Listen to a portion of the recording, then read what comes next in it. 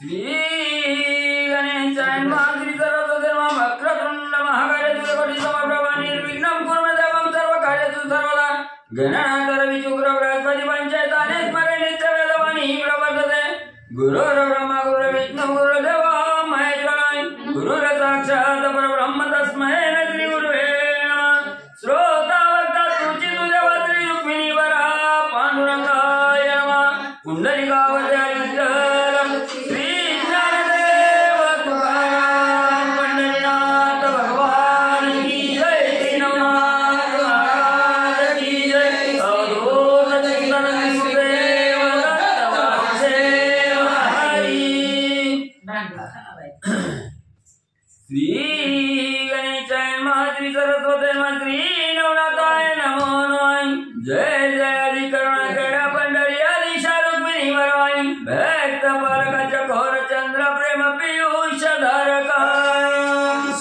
सरस्वती गणेशाचं स्तवन करून कथेला सुरुवात करते. अनुसंधान करुणेचा सागर असणारा पंढरपूरच्या ठिकाणी वास्तव्य करणारा रुक्मिणी मातेचा पती वरी असणारा आणि एवढंच नाही प्रेमरूपी अमृताचा आपल्या भक्तावर वर्षाव करणाऱ्या भक्तांचं पालन पोषण करणारा भक्त राखी पायप्पा सिंधू जनाची संवारी असे असणाऱ्या पांडुरंग परमात्मा तुमचा जय जयकार असो.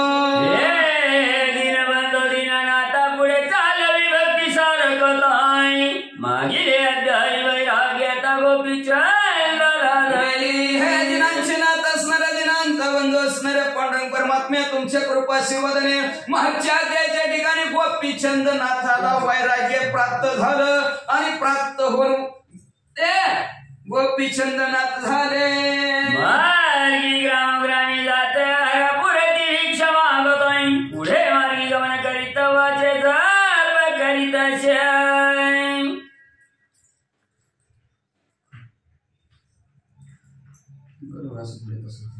असं म्हणजे मार्गक्रमण करत असणारा तपश्चर्या निघाल्यात मार्गक्रमण करत करत असताना ज्या गावात जाईल तिथं आहाराकृती भिक्षा मागायची आणि मग मला असणारा मुखाने श्रीराम जय राम जय जय राम श्रीराम जय राम जय जय राम असं जप करत निघालेले आहे.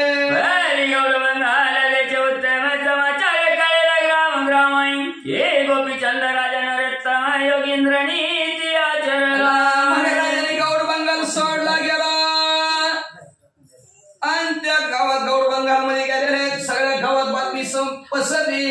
राजाने राजपंत सोडलं नाथपंथाची दीक्षा घेतली सगळ्या गावात बातमी पसरली. गावगावीचे सकाळी ज्यांनी ऐकता विवळवती म्हणी नेत्री अश्रुपाते घालून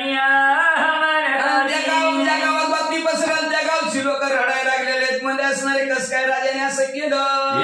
एकाशी बोलती वचन गाव नव्हे वती माया पूर्ण आहे करणे समान केले पालन सगळं प्रजेचे राजा. काय राजा तर एकमेकाला बोलायला लागले. काय राजा आई सारखा होता. आई जशी कन्या आपल्या मुलीचं पालन पोषण करावी तसं प्रजेचं पालन पोषण राजा करीत होता. राजा मागवते वनर नाही पुढत पुढती ऐचे म्हणून आरंभती लोक गावीच्या सगळ्या गावातली रडायला लागली. लोक म्हणायला लागली अरे ह्या राजा सारखा राजा पुन्हा होणार नाही रे. गावी जात त्या गावीचे लोक पुढे येत आहे म्हणते महाराजांनी राहावे येत योग पूर्णाच्या. ज्या गावात जातील त्या गावातली लोक पुढे यायची. महाराज जाऊ नका आमच्या गावात राहणी योगाचं आचरण करा. पदार्थ पुढे ठेवे ते बरे तो घेत इच्छा मागून आहारापुरती पुढे मार्गी जातात. असणारे घरी ज्याच्या सुंदर गोड गोड गोड काय काय पदार्थ असतील ते पदार्थ राजासमोर ठेवायचे. राजे हे घ्या हितच राहावा. पण राजा गोपीचंदनाथ पोटापुरतं घ्यायचं खायचं मार्गक्रमण करायचे. कार्य मोठे मोठे बोलली या वाटे पुन्हा परत वाटे बोलती ते रायाची. गावातली शेठ सावकार आमदार खासदार लोक यायची सरपंच लोक यायचे. महाराज हात जोडायचे आमच्याच गावात राहावं हितच राहावा जाऊ नका.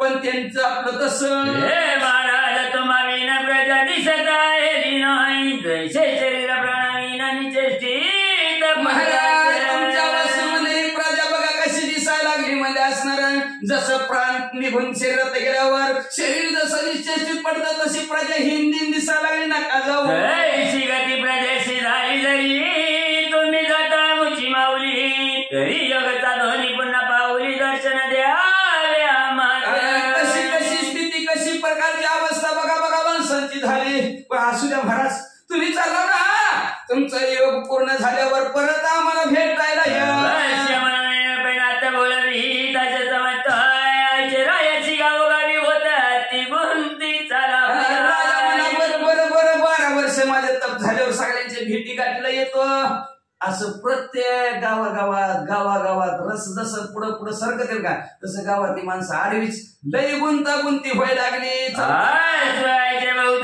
स्वराज्याची सीमा उल्लंघनी गौड बंगाल टाकोणी कौल बंगाली आपलाच देश ओलांडायला गौड बंगाल गेला आणि मग कौल बंगालची सीमा लागली कौल बंगाल हा त्या गावोगावी हारतांत प्रविष्ट झाला लोकांचा मत चकचकिताती अंतरी कौल बंगाल गावात सगळ्या गावात बातमी पसरली मला ते बघा कौल बंगालचा राजा आणि ती म्हणजे भिक्षा जुळी काकीत घेतली गावात भिक्षा मागायला सगळीकडे बातमी पसरली बनती गोपीचंद रायाचा महान होणार नाही राजनंदन गोपीचंद प्रज्ञावान धर्मदात लोक रडायला लागली ते बिगत बातमी पसरत म्हणायला लागली गोपीचंद राजा सरकार राजा होणारच नाही म्हणजे किती दानशूर किती धर्माने न्यायाने राज्य चालवणारा कौल बंगाली चांद्र प्रति पौल पट्टण ग्रामीण वस्ती ते भगिनी चंपावती गोपीचंदाची कौल बंगाल गावचा राजा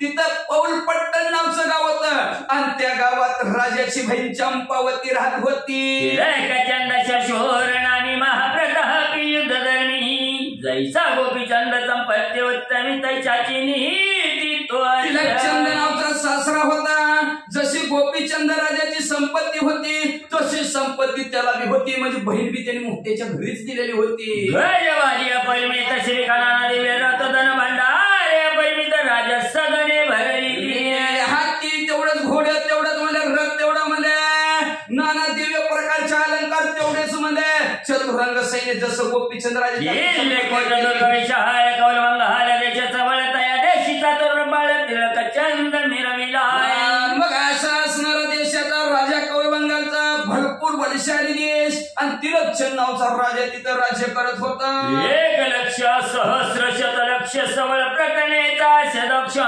परितीव्रतना नव्हे प्रत्यक्ष काळ शत्रूचा मिळवत 10,000 15,000 सैन्यांमध्ये तो दक्ष असा राजा लाखो मध्ये एक राजा अतिशय शूरवीर पराक्रमी होता दयाग्रही ती चंपावती सासुर वाशिनी परमयुवती नंदा जावा भावा प्रते देवा राजाच्या घरी काळ सुद्धा थरथर कापत होता शत्रूचं तर कामच नाही म्हणजे तिथं अशा सासूर वासनीमध्ये चंपावती राहत होती असणाऱ्या नंदा असतील जावा असतील भावा असतील त्यांना देवासारखी मानत होती काळचा सासरी सवय व्रतांत समताचा कडे गोपीचंद हाचा समजला परम प्रतापी सासू सासरा ती मंत्र आता सासू सासर कसं आहे बघून पुरी द्यायला लागली ती लय बलवान असली की नको म्हणते ती आताची दिसते ती अशी पुन्हा अजून पुरीला किती दिवस मग म्हणजे ती अशी शूर बलशाली ताकदवान सासू सासरी होती आणि त्यांच्या घरी म्हणजे असणारी ही महिना चंपावती राहत होती आणि त्यांच्या घरात बातमी गेली समजला परिचय ती कामाला आहारे ना पुसकाई ऐसे राजा चढवले का भीक मागण्यावर समजलं त्यांच्या घरात गोपीचंद राजा सोड राजपण घालून दीक्षा पात्र नाथ दीक्षा घेतली त्यांना नाथ दीक्षा काय असते ती माहित नव्हतं ना माहित नसलं की माणसं काय बोलते ती माहिती झाल्यावर पाया पडते ती पण माहित नाही ना माहित नाही तोपर्यंत काय बोलायला लागले बरं का आता काय बोलते ते ऐका अरे मध्ये नपुसकाला कुणाला म्हणते भांडी बी जास्त आहे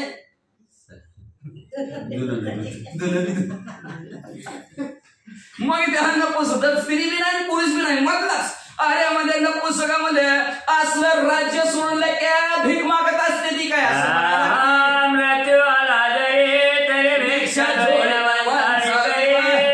क्षत्रिय धर्मदाय चरित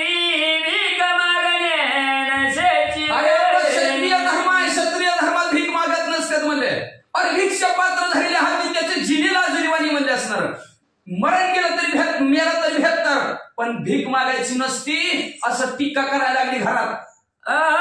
जन्माता येऊनी काय केले छत्रकुलानुचन लाविले आमच्या मुखाशी काय लाविले पिशून केले जन्माता. काय जन्माला येऊन केलं म्हणजे हे आमच्या तोंडाला काळे लावलं म्हणजे असणार. जन्माला आला म्हणजे नाचणं येण्यासारखं फिरायला लागला म्हणजे भीक मागत म्हणते तुमचा कैसा नपुसक झाला वेळा पिसा वैभव टाकून देश देशा भीक मागे घरोघरी. काय म्हणजे शेजार पाजारची सोयरी आमचं तुमचं सोयला बघा. काकी भिक्षेची धुळे अडकून घरोघरी भीक मागायला लागला देशात. तो जन्मताची का नाही गेला क्षत्रिय पळते डागला विला आता समुख दाविली कशालाच लागे दिसेना मुद्दे. जन्मताच का मिळाला नाही काय माहिती म्हणजे तिकडच क्षत्रिय पळा डाग लावला म्हणजे त्याने भीक मागायला लागला म्हणजे स्वतःच तोंड काळ केलं आणि आता आमचं तोंड काळ करायला हिकडाला आम्हाला योग्य वाटतं ना असं लोकनिंदी रामा प्रति कशी ती महिनावती सुद्धा धावडीला तिने हाय. काय लोक बोलत्या लोकांच्या तोंडाला काय हात लावता येईल का म्हणजे असणार. काय ती महिनावती तिला बी आईला बी म्हणायला लागला काय ती महिनावती किती सोन्यासारखं पोरग होतं त्याला दिवशी धडीला लावलं तिला काय कळतंय का नाही. पुत्रा देवनी देश वटा आपण वैतरी राज्य पटा जालिंदर हाती धरणी गोमटा भ्रष्ट केले राज्याशी. देश धडीला पोराला लावलं तिने म्हणजे राज्य पटावते जालिंदर नाताला भशिवलं म्हणजे तिनं आणि आपलं राज्य भ्रष्ट करून टाकलं. काय म्हणावं त्या महिनावतीला. सांडून रत्न वाटी हाती गातली काय शिनराटी कणा कटापणी चिंदोटी भारी भांडी प्रीतीने. काय ती महिनावती हातात म्हणजे रत्नाची वाटी होती ती सोडली तिनं म्हणजे हातात नरोटी घेतली म्हणजे कुठं तरी घडतंय का असं म्हणजे. अहो एवढंच नाही तिनं म्हणजे असणार हातात म्हणजे सोन्याची चिंदी होती म्हणजे ती सोडली ती हातात सोनं होतं ती सोडलं आणि असलं पटका कपाळाला बांधून घेतलं म्हणजे जालिंदरनाथ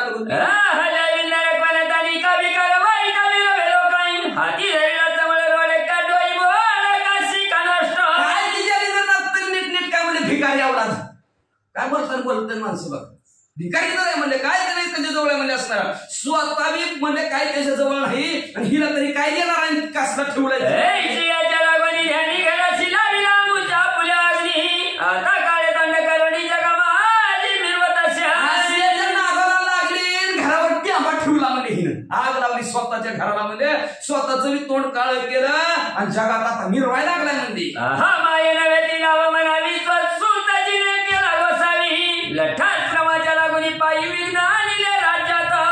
माई म्हणा आई म्हणाव का तिला लाव सोन्यासारखं पोरग म्हणजे तिने गोसावी केलं म्हणजे आणि कुठं लागला आला दोन जमडीचा म्हणजे त्याला नीट केस नाही तिनं नीट अंगावर कपडे नाही ती त्याच्या नादी लागली. आता तिचा बाप उभा राहिला मला भूपराजे हरणी कटापदेश धडी लाविला की कोण आता सर जर तिच्यावर जर आक्रमण शेजारच्या राजाने जर केलं का तिचा बाप उभारणार आहे काय त्याला आडवाय म्हणजे असणार काय त्याच्या पैसे त्या जालिंदरनाथाच्या नादी लागून म्हणजे सगळं देश धरील आता राजे हिरावून नेतील म्हणजे घे बघ पुन्हा काय घ्यायचं की शिवलगा बहुतारीची एकमेका सामुख्या करती ते कोणी चंपावती चित्ती होत अशा किती शब्दांनी एकमेकाला बोलायला लागले. चंपावती आपल्या भावाचं आणि आईचं गुण ऐकत होते.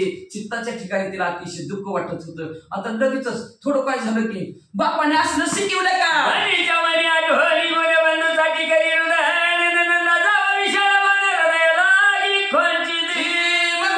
मनात कुठं काय झालं की आईनं ही शिकवलं का आणि बापाने ही शिकवलं का. आता आई बाप शिकव मास्तर शिकवतात काय बाप शिकवले सुरुवात असते आई बापापासून पण वाईट शिकवत असते काय बाप कुणाचं आई बाप कुणाला वाईट शिकवत असलं तर सांगावं आपल्याला तर कुणाचा अवघड आहे परिस्थिती. मग असणार म्हणा लागली म्हणजे ती रडायला लागली रडता म्हणा लागली रडत होती तेवढ्यात जावा भावाबी तिच्याकडे बघू मनती भावाने उजेड केला किती भजवू भारी राज्य सांगणी हात भिकेला बरं भीक लोकांशी तिच्या समोर म्हणाली मग तुझ्या भावाचा झेंडा किती फडकाला म्हणजे असणार एवढा मोठा राजा पण दारोदार हात पसरायला लागला. माय बंधुनी दिवटाला विला ती लोची उजेड केला आता उजेडीचा उजेडला यही करील पैशाची म्हणजे राजी एवढं सोडून हात भिकाऱ्यासारखं पसरायला लागलाय म्हणजे बघ किती माय लेकराचा उजेड पडलाय. आता तुझाच उजेड पडायचा राहिला बघ अशा नंदा जावा भावा बोलायला लागली. मायती होरांड जगी वाढविले भांडवाय आता जगी काळे झाले तोंड मी करुणी आम्ही रवी काय माय मनावरती म्हणजे असणारे असली माय असली का आई म्हणजे असणारे जगाच्या जगावर असलं संकट ओढावलं मध्ये असणार आणि आता जगात काळतोड तुम्ही बी करणार काय वहिनी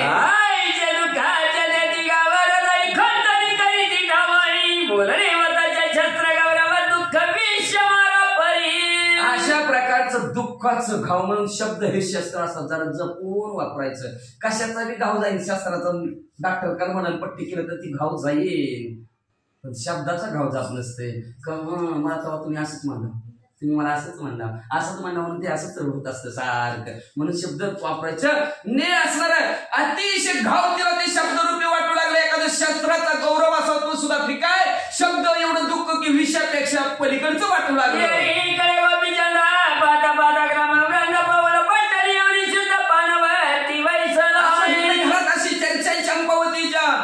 गावात चला म्हणले असणार जाता जाता बहिणीला भेटायचं बी नव्हतं पण असणार चला म्हणले असणार जाता जाता गाव आहे म्हणून त्या गावात भिक्षा मागण्यासाठी येणार होते म्हणून तळ्यावर सुरुवातीला आलेले तळ्यापर्यंत भरावावर बसले आणि बसल्याबरोबर गोपीचंदन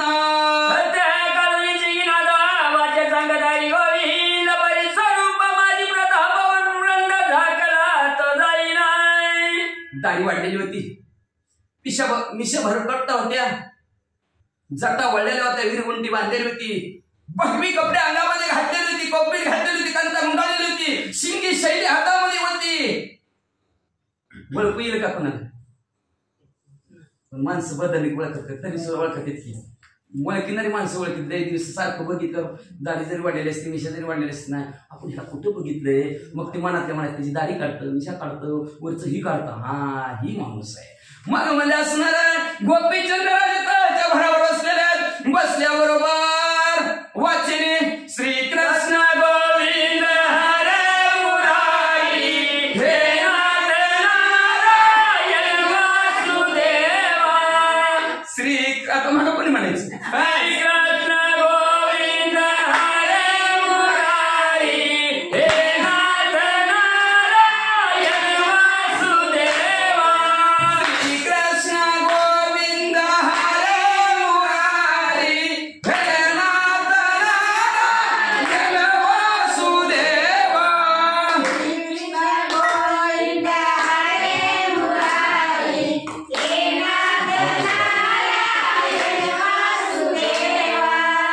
भजन करायला लागलेले आहे मग तळ्यावर पाणी धुवायला आलेल्या बाईने बघितलं म्हणजे भजन कुठं चालेल गाडीच्या घरात भजन कुठं चालेल पण कोण करतोय त्या कपड्याच्या त्या अशा वेशामध्ये माणूस होता पण त्यांनी बरोबर ओळखीला म्हणजे हीच महाराज आहे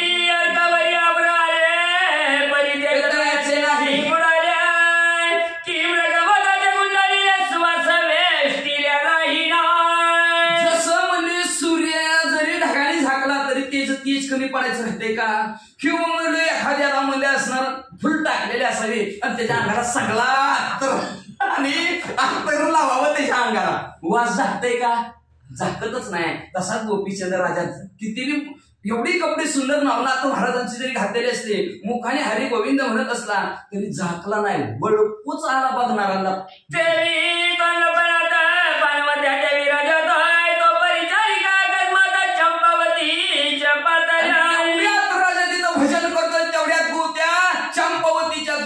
तळ्यावर आल्या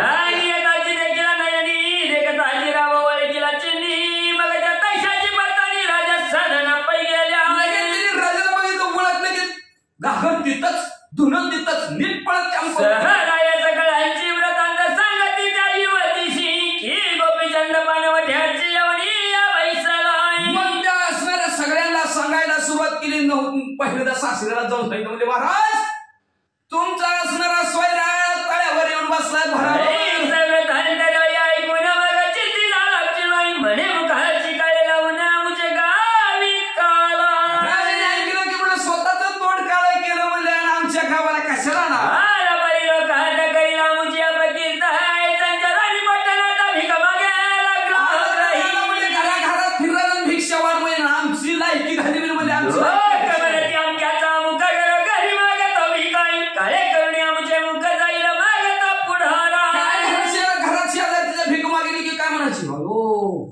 अंक्याचा सोयरा दिकच मागायला लागला अयो आमक्याचा सोयरा भिकच मागायला लागलाय, स्वतःच काळ तोंड केलं, आमचं तोंड काळ करून द्या.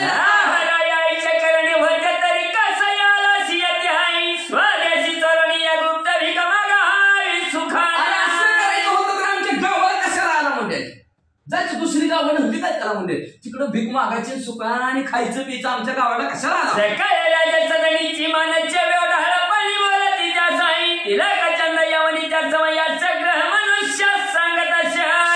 राजाची माणसं तशीच बोलायला लागले राजासमोर. मग राजा घरी आला आणि आपल्या बायकोला काय म्हणायला लागला, आता गोपीचंद भिकमा घेल गावात प्रसिद्ध परी जगात आपले नाव शुद्ध अपकीर्ती मिळवे. गोपीचंद आपल्या गावात आलं, घरोघरी भीक मागायला आणि आपलं नाव घालवलं. काय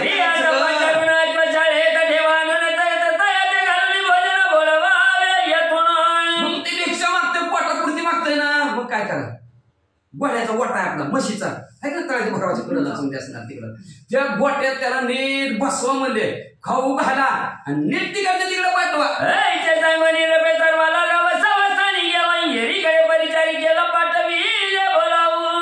मग अशा प्रकारचं राजाने निरोप सांगितला. त्याला आणा, घोड्याच्या शाळेत बांधा, खाऊ घाला, नीट तिकडे तिकडे पाठवा. दाशी गेली.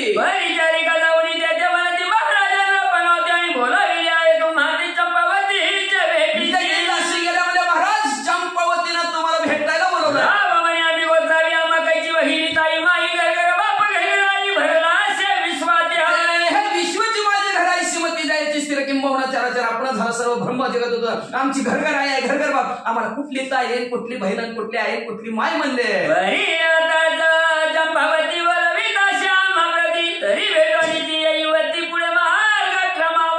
असू दे म्हणला गोपीचंद. राजा म्हणला असणार आपण राजपानात होते, आपली बहीण आहे म्हणजे पाठची बहीण आहे, असू दे बोलली ती म्हणजे रक्षाबंधन आहे, असू दे जाऊ दे.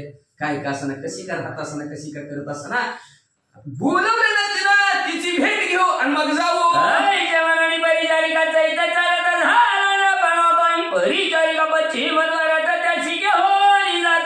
परिचारिका पुढे राजा पाठीमाग माग मोहच्या दरवाज्यात नाण्याच्यात राहणार नाही, मोहच्या दरवाज्यात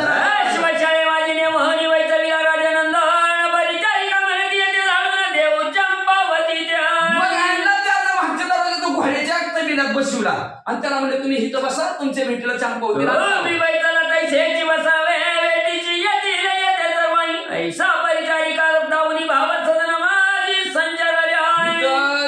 बसा म्हणजे तुमच्या भेटीला आम्ही आणता म्हणजे, काळजी करू नका, वाट बघत बसा म्हणजे. असं परिचारिकांनी भाव दाखवला आपला. तुम्ही बसा.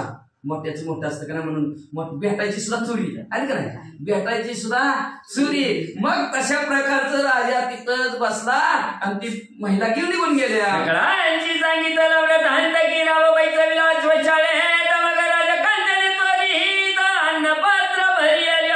सगळ्यांना सांगितलं. राजाला घोड्याच्या तबिलामध्ये वाट्यामध्ये बसवलाय. लगेच त्या राजाच्या पत्नीनं अन्नाचं ताट भरलं गेला आणि त्याला जेवाय घेऊन चालले.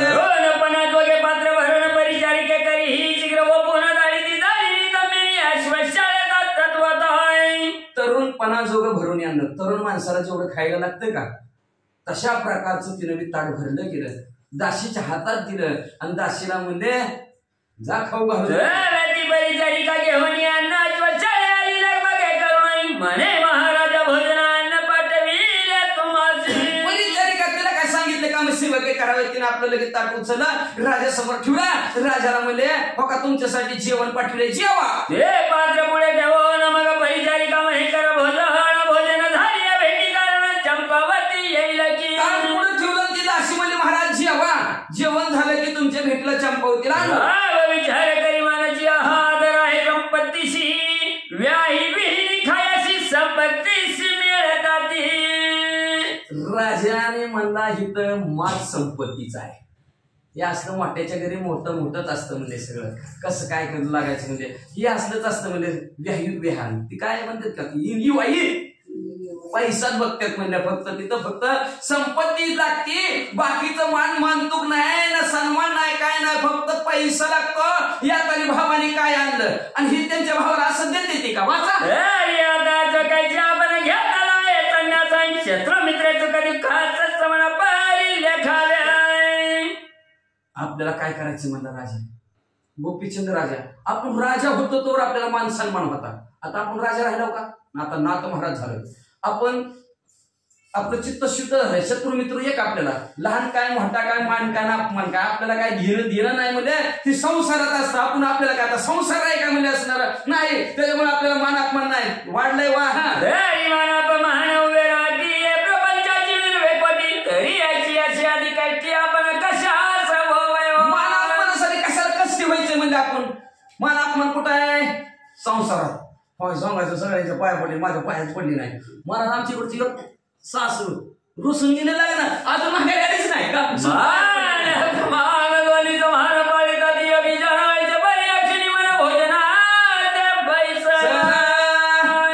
प्रपंचात मान आपण कशाला कष्ट कशाला दुःखी व्हायचे म्हणजे आपण म्हणजे आपण आता नाथ महाराज म्हणजे असणार. मग म्हणजे दोन्हीच्या दोन्ही असणार बाजूला सारलं मान अपमान. आणि योगीच्या हाताला मान देतच नाहीत पाळतच नाहीत म्हणजे दुर्वीला मान अपमान.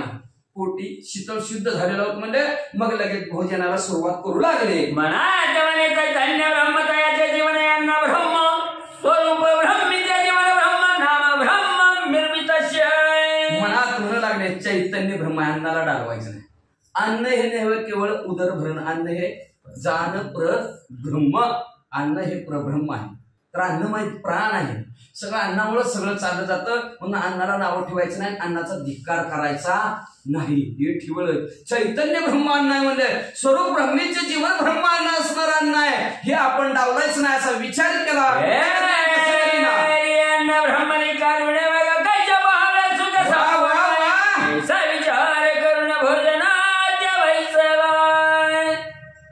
लक्षात ठेवा एकदा अन्नाला डावललं सुखच मिळत नाही. आपण म्हणतो ती 2 गावचा पाहुणा उपाशी ती एक पहिल्याच्या पाहुण्याचं करत नाही. मग जेवायचा नाश्ता केला आताच केला इथं केला नसतं म्हणून ती शेजारची तिकडे केला असं म्हणते राहू आहे का? ती 2 गावचा पाहुणा उपाशी बरोबर आहे का? अन्नाचा धिक्कार म्हणून कोण म्हणलं का नाही जेवा बसा उठा कोण खायची आपल्याला बस करायचं बस. एक घास खाल्ला तरी बस समाधान. अन्नाचा धिक्कार करत नाही त्याला सुखच प्राप्त होत नाही. अन्नाला डावललं की त्याला सुख प्राप्त होत नाही. ही वगी सांगते हिथं बरं का. म्हणून अन्नाचा धिक्कार केला मग त्याला कसलं सुख म्हणजे हे विचार मनात असणारा नाथ महाराजांनी केला. नाथ महाराज जेव्हा बसले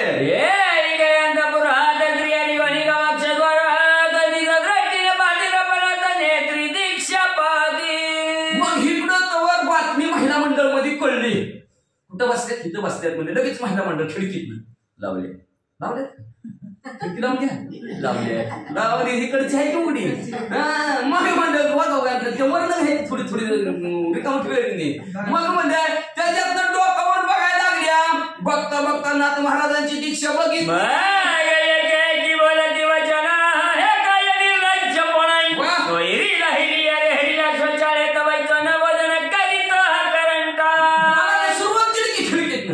बघ म्हणजे कारण त्या कपाळाच कसलंय म्हणजे सोयऱ्याच्या घरी आले कसला मान सन्मान आच्छरदानी मच्छरदानी 10-5 जणांची तारात आली. कसलं करायचं सोडून राजाने काही परिस्थितीला नाही. गोळ्याच्या शाळेत बसले तिथं बसलाय ते बसलाय आणि निर्लज्ज म्हणल्यावर कारण त्या कपाळाला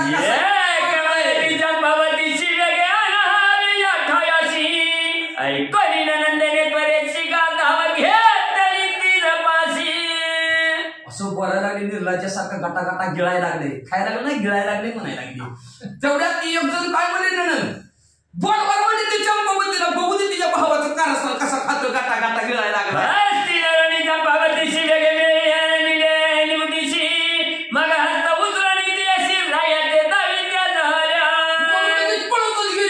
चंपावतीला आणलं की तिला खिडकीत उभा केलं. हाताने दाखवू नकोस. बघ बघ कसा गिळत बघ बघ बघ सगळेवाणी शेजाराशी पाहती गावाच्या द्वाराशी परी बोला बोला ती अक्षराशी पंचलवाणी करणी उचलून दाखवलं तुझ्या भावाचं कारस्थान नाही. त्या शब्दाने वाईट शब्दाने तिला बोलू ती सर्वश्री भ्रष्ट झाला माना अपमान कैसा त्याला तस्करा समयवणी वैसला अश्वशाळे मालारी. काय म्हणाले म्हणजे भ्रष्ट बुद्धीचा आहे म्हणजे त्याला कशाला मान आणि अपमान त्याला म्हणजे असणार.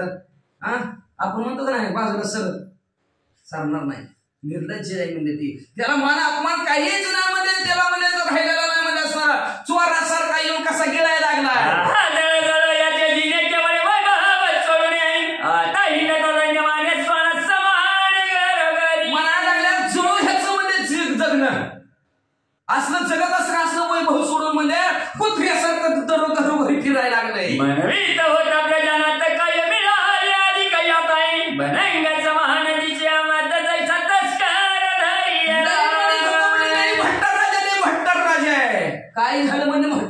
कसा भणांगासारखा दिसायला लागला म्हणजे आम्हाला भणांगासारखा तर सोडा एखाद्या चोरानं जसं धरून बसली ती का तसा चोरासारखा बसलेला दिसलाय. परिचय तय जैसे तैसा तो कैसे खास आला यो सोयरे रास येऊन बायचा चळेचं भोजन करतो निर्लज आहे. एक म्हणाला जळू दे म्हणजे जसं असेल तसं असेल की म्हणजे ह्याच सोयऱ्याच्या घराला तरी कसाला येऊ. बरं आलाय ते आलाय सोयऱ्याच्या घराला घोड्याच्या शाळेत बसलाय म्हणजे आणि निर्लाच्या सारखं म्हणजे तिथं शेण फिन ताटाच्या इकडे काय हातरून नाही त्याला पळवून नाही तसं नाही नुसतं गटा गिळायला लागलाय.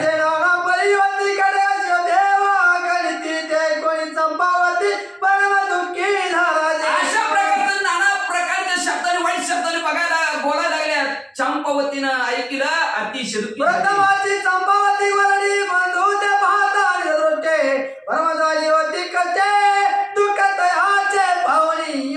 आधी चंपावतीनं भावाला बघितलं होतं. बघितल्याबरोबर अतिशय दुःखी झालेली होती आणि दुःखीत असणारी चंपावती मनात काय म्हणू लागली.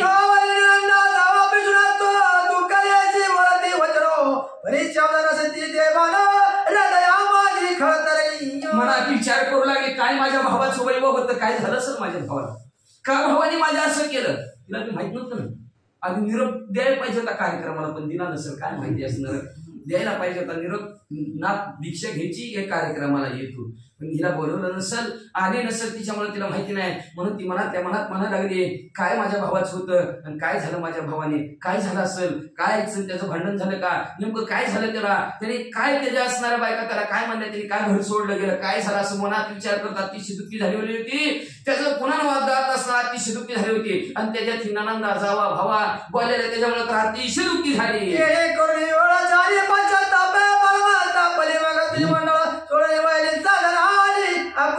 मग म्हणजे शब्द नव्हते त्यांचं बाणासारखं तिच्या हृदयात खरखडायला लागला. अतिशय दुःखी झाली ते स्त्रियापासून असणारी मोकळी झाली तिथून निघली आपल्या महालामध्ये गेली.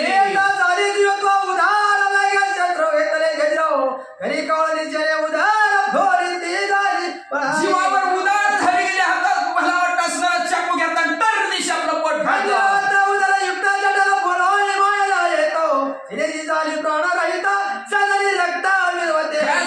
चाकू खपसल्याबरोबर आता बाहेर पडली गेली रक्ताच्या थाळ्या चंपावती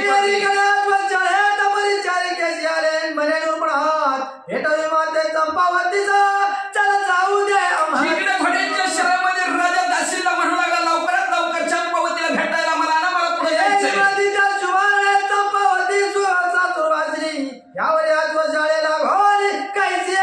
दासी म्हणू लागले ऐका महाराज म्हणले ती सासूरवासी म्हणले आणि ती घोड्याच्या शाळेत कशी येईल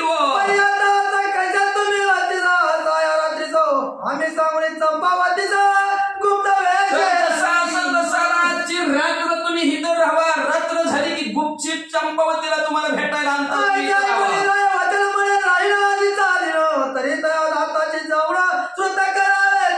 राजा मला तिच्यासाठी आज बळच हिथं राहिलंय तुम्ही काय बी करा पण तिला जाऊन सांगा लवकर भेटायला.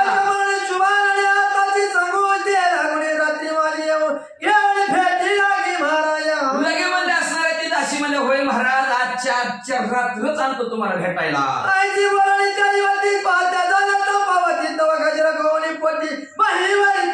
संधी असणाऱ्या राजाला पद्या आणि दासी चंपावतीच्या महिला निरोप देण्यासाठी गेल्या तर डोक्यावर बैल रक्ताच्या थरड्या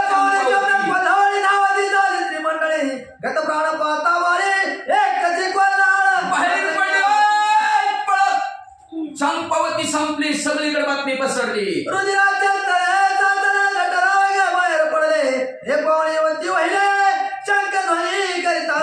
रक्ताच्या थरवड्यात पडलेली जटर बाहेर पडलेला असणार बोंबलं तर सगळे असणारे बघणारे पळायला लागले. सासू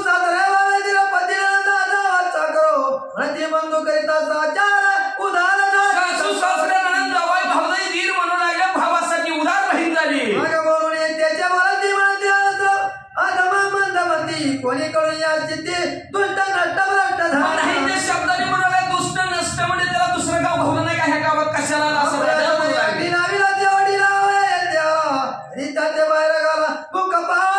स्वतःच्या घराला आग लावली आमच्या घराला आग लावायला म्हणजे त्याचं तोंड सुद्धा बघू नका द्या हाकलून. एक म्हणती तया करिता चंपावती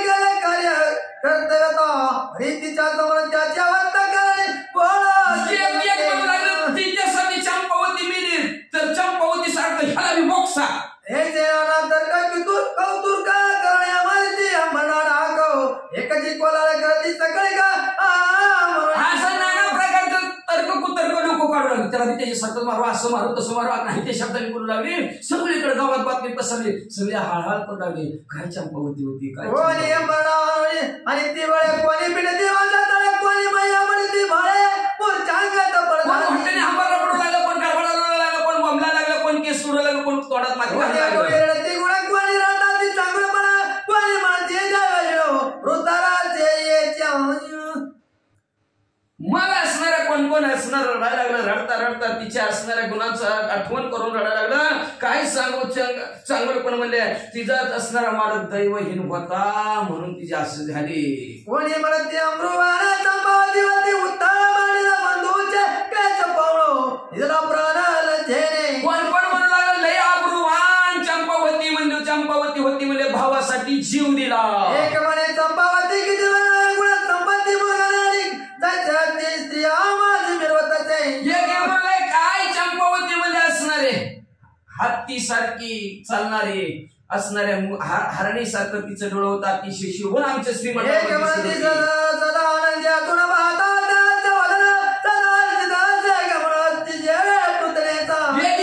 सारखं हसत मुखच्या गावात कुणीकडे बघून हसायची म्हणजे सारखं मन मोकळी होती म्हणजे जसं म्हणजे प्रतनेचा हत्ती असावा तशा प्रकारे हत्ती सारखी दिसत एक म्हणे चांगलं पाणी गारा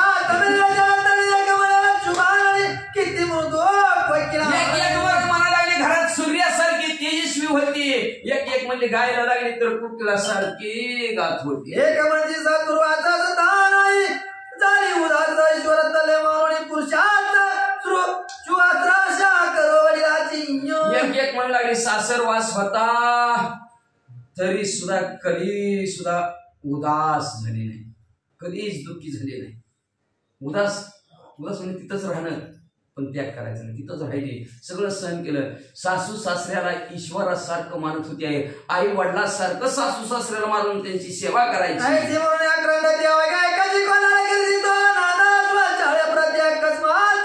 अशा प्रकारे रडत होती. रडलेला आवाज घोड्याच्या शाळेत पोहोचला.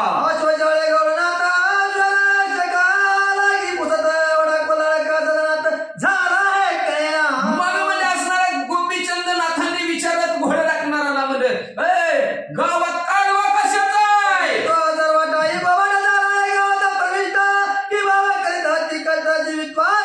त्या घोड्या डॉक्टरांनी सांगितलं गावात एकच काढवा आहे. भावासाठी बहिणीला जीव दिला.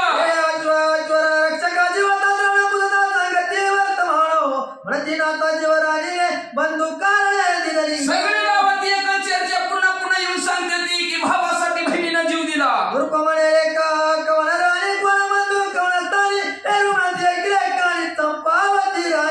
मग राजा म्हणला कुठली बहीण आणि कुठला भाऊ म्हणले, कुणी कुणासाठी दिला म्हणजे जीव म्हणले. तेवढे त्या असणारे घोडे राखणं सांगत चंपावतीनं चंपावतीनं बंधू झाला पिता तोडून गेला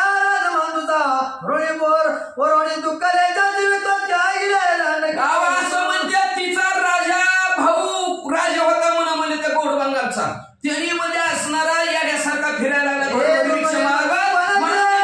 बहिणीला जीव दिला म्हणत्या.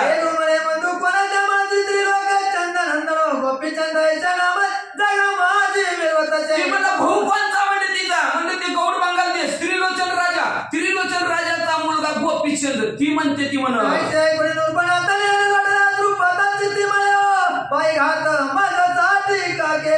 ती म्हणा गोपीचंद मीच आहे की म्हणा. घोडे राखणारा माहित नव्हतं ना, त्याला माहित नसेल. गोपीचंद म्हणतात मीच आहे की म्हणा. पण माझ्यासाठी म्हणला बाईनं ताईनं म्हणता कशाला जीव दिला बरं. चंपावतीच्या कोणी गुणा गोपीचंद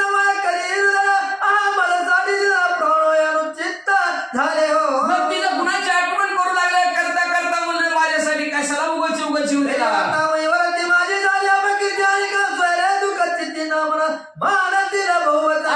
माझी पृथ्वी तलावर आत्मकीर्ती होणार. माझा कोणी बी मला भेटायचं म्हणलं तर भेटणार नाही. सगळे सोयरे सुद्धा माझं दुःख मानते.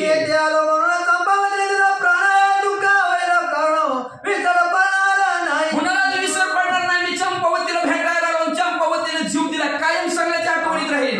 विचार करायची तांत परिणाम संस्काराचे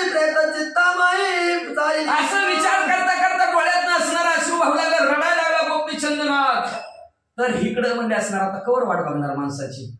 काय ही बी सासरावी म्हणला कुणाला बोलवायचं राहिलं म्हणला ती काय नीट काय का भिकारी झालेत माणसं म्हणजे कशाला त्यांना बोलवायचे म्हणजे असणार. मग म्हणजे अंतिम संस्कारासाठी चौकाने खांद्यावर उचललं प्रिय चला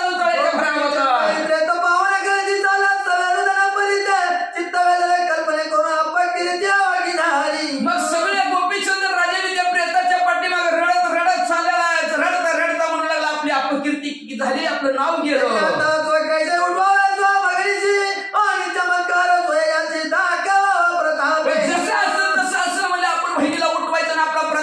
स्वैराला दाखवायचा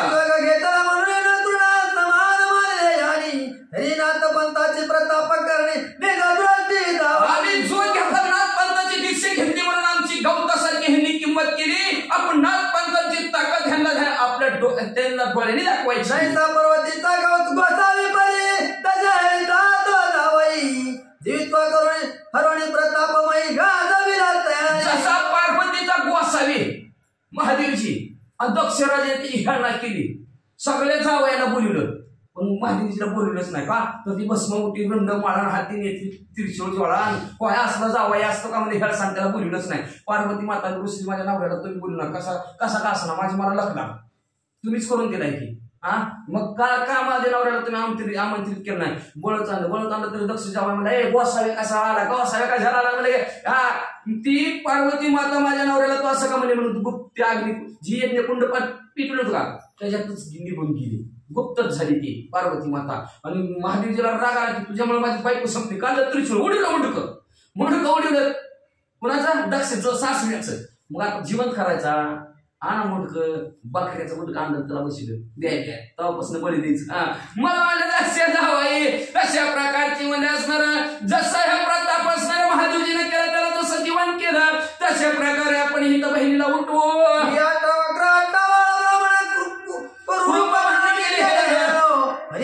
प्रताप दाखवणं हे प्रमुख आठ जागेवर वाकडा तिकडा जनक राजा तिथनं चाललेला होता. जनक राजाने हे होतं की अरे रस्ता सगळ्याच्या मालकीचा आहे मी तर अपंग आहे दंडाट आहे बाजूनं जायचं बाजूने लावलं गेलं. हुशार दिसलं म्हणलं हुशार तुला काय केलं का केलं म्हणलं रस्ता पलीकडून निघायचं.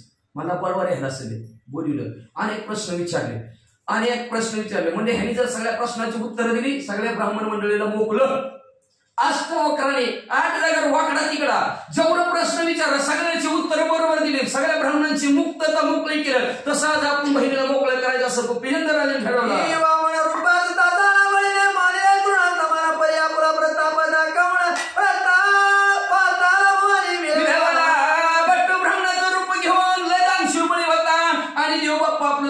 विष्णू परमात्मा भगवंत भट्ट ब्राह्मणाचं रूप धारून त्याच्या गावात गेलं भिक्षा वाढमाय म्हणलं. मग त्याने भिक्षात म्हणजे असणार पाय द्यायचं ती म्हणलं असणारा मागणाऱ्यापेक्षा देणारा लई मोठा असतो म्हणजे तुम्हीच मागा काय मागायचं ती मला तू मग काय मागायचं मला काय नको म्हणला मागाय तुम्ही आला तुम्हीच मागा. ती मला 3 पावलं पृथ्वी भगवंताने एक पहिला पृथ्वी आठवून लागली दुसरी स्वतः पाताळ तिसरा पावलं कुठे ठेव बळीची मला ठेव डोक्यावर बळीला पाताळात घातलं का त्याला वाटलं एवढीच आहे छत्री डोक्यावर घेतली काय मागणार आहे म्हणलं आपल्याला किंमत गवतासारखी भगवंताच केली भगवंताने पाताळात घातला.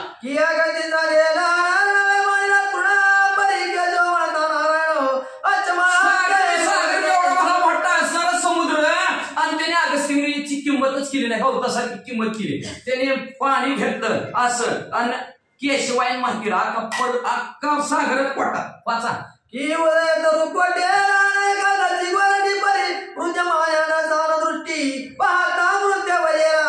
मला असणाऱ्या उदय तरुपोटी लहान एकादशी गोरटी ती असणाऱ्या मृदुमान्य नावचा राक्षस होता आणि त्या मृदुमान्य राक्षसाने एकादशीला काय स्त्रीच्या हातून का आपण मारताव काय म्हणला असं तिला तिची किंमतच केली नाही एकादशीची. विष्णू ब्रह्मदेव महादेव या तिघांच्या श्वासात निर्माण झालेली स्त्री आणि तिनं म्हणजे असणार क्षणात त्या मृदुमान्याला संपून टाकलं तिचं नाव होतं एकादशी. मग म्हणले तिची किंमत मृदुमान्याने केली नाही गौता समर्पण तिने एका स्त्रीनं मृदुमान्याला मारलं तसं तो राक्षसा बाळा तुला तुला माळ्या भावळो हरिचक्र लंकेचा झाला का एक राजी झाली तसं म्हणजे 10 तोंडाचा राजा रावण राक्षसांचा राजा पण त्याने म्हणजे हनुमंतरायाला वानरच आहे किंमतच दिली नाही. पण जाळलेली लंका टाकी लंका जाळून बी टाकली, दाढी विषयी राजारामाच्या जाळून टाकली.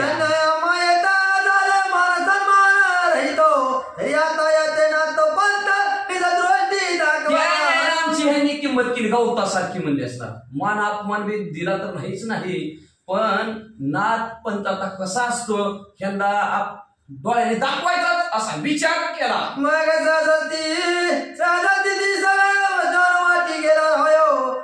तिकडे उभा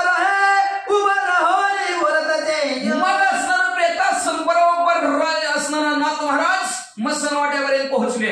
मसन वाट्यात गेल्या उभा राहिले. काय म्हणत्या, माझ्या वचन प्रयत्न करू नका धळो श्री गुरु जालेंद्र चंपावती उठी नकी. सगळ्यांना हात वर करून सांगितलं, तुमच्या हात तुम्हाला हात जोडतो, तुमच्या पाया पडतो, चंपावतीला जळू नका.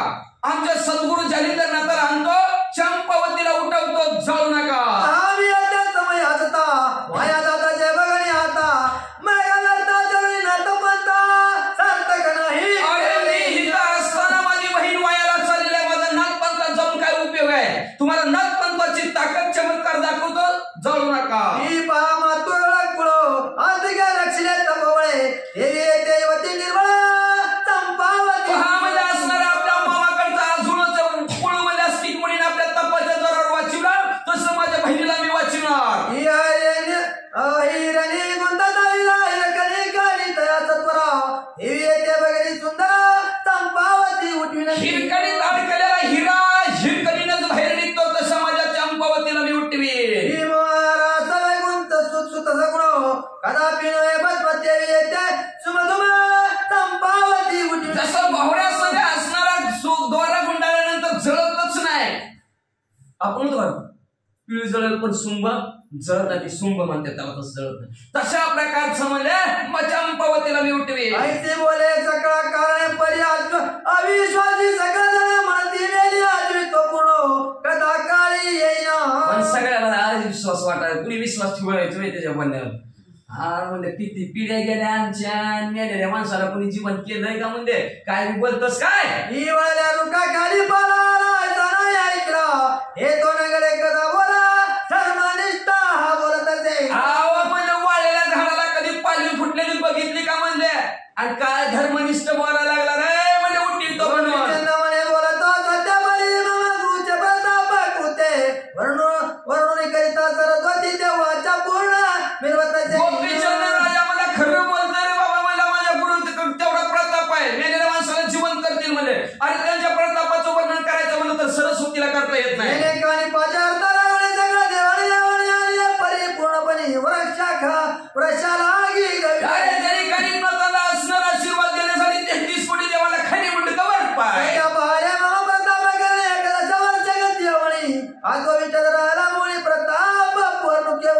केवढे त्यांचे प्रतापाचं वर्णन करू शकतो म्हणजे घोड्याच्या लिहिलीत 11 वर्ष करून ठेवला होता तरी जीवन बाहेर निघलाय.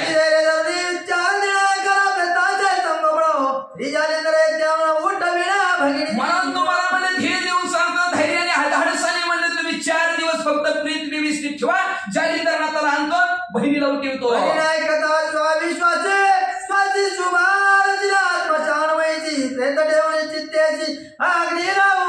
गेलो अकादमी गाव कुणाचा विश्वास बसाना घ्या हो तिकडे बाजूला म्हणले, काय बोलतं काय म्हणते लगेच असणारे रचलं सरण त्याच्यावर ते ठेवायला लागले. हे पाहुणे गोपीचंद बघा पराचित देव सुतो म्हणे अग्नी लावा प्रसिद्ध राजाने बघितलं गोपीचंद नाथ म्हणले उठले आणि त्या चित्तीवर जाऊन मांडी घालून बसले पेटवावर म्हणजे मला आधी जावा मग तिला जावा. मी भस्म झाली पोटी मेघा क्रोध नावाले जालिंदर जेटी नगर पालते घालून जेवढी तो महात्मा करेल की मी जर संपूर्ण आमच्या गुरुवर्याला जालिंदर नाथाला जर कळलं अख्खं तुमचं नगर पालत उलटानं करते आणि तुम्हाला बी भस्म करून टाक. आईची बोलता गोपीच्या नावाच्या नगराला दाटला तिला चंद पूर्ण म्हणे गुरुचा प्रताप वरून असं गोपीचंद बोलल्यावर ते तिरचंद सासरीने ऐकलं की आणि सासरा म्हणला ए गुरुच्या प्रतापावर काय लावलं रे फुगीरपणा आमच्या गावात येऊन. तरी आम्ही सांगतो जायचे करून दावी चमत्कार हे म्हणे उत्तरा सरसे बोल जायचे घ्यायला हे आम्हाला काय सांगतो कसं चमत्कार गोपीचंद राजा म्हणला जसं बोललाय तसंच करून दाखवितो. एरी म्हणे वामकर काढून देतो जाई सत्वर भाऊ दे गुरुचा चमत्कार सहस्रामाला उजवा हात काढून देतो म्हणला, मैनावतीला तुझ्या चंपावतीचा तुझ्या जवळ म्हणला. मग तू तुझ्या गुरुचा प्रताप कसा येते उठवतो ना, उठव म्हणले. एरी म्हणे चंपावतीचा प्रताप रक्षावे मी आता जाऊन गुरुदेव भाऊ उपाजीवन प्रेमाचा.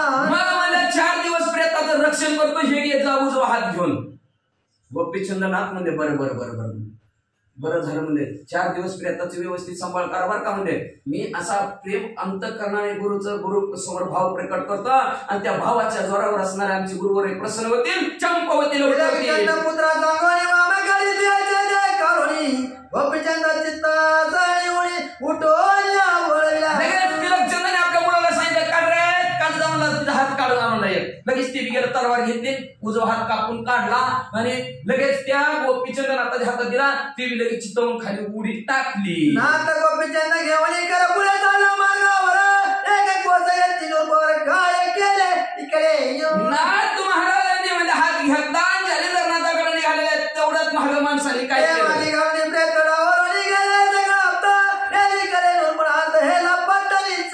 सीतेवर सीता रचलेली होती, तिच्यावर चंपावतीचं प्रेत ठेवलं, सीता अग्नी दिला. गावाकडे लोक आले, हिकडे पट्टणकडे निघाले.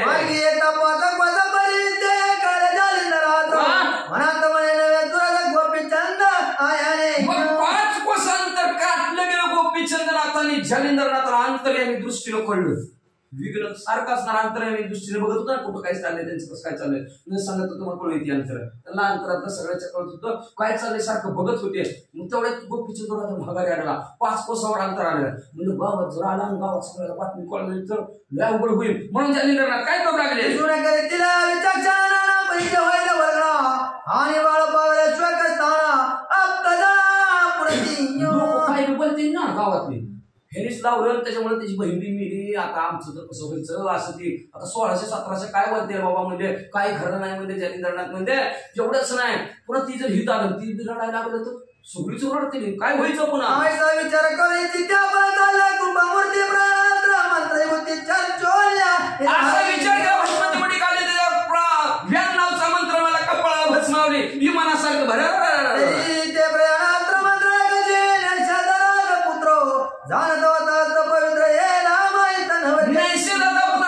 फक्त ते विमानानं सारखं कसं उडायचं तेवढं त्याला माहित होतं, ते बाकीच्याला कोणालाच माहिती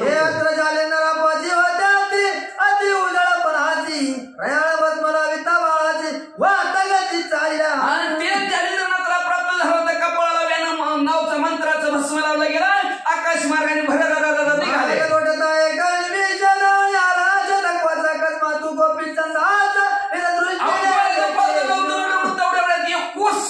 शंभर कोसाचं अंतर कापलं, गोपीचंद राजाच्या समोरच उभा. म्हणे पुन्हा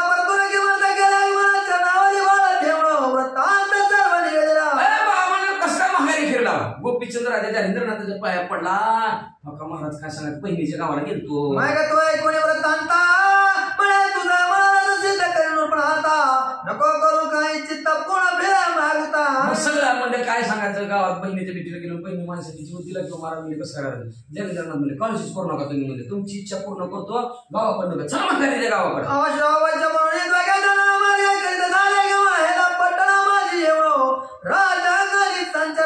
बरं म्हणजे दोघं म्हणजे असणारे निघालेले गेले असणारे. कुठलं गाव आहे म्हणजे पट्टण गावात गेले.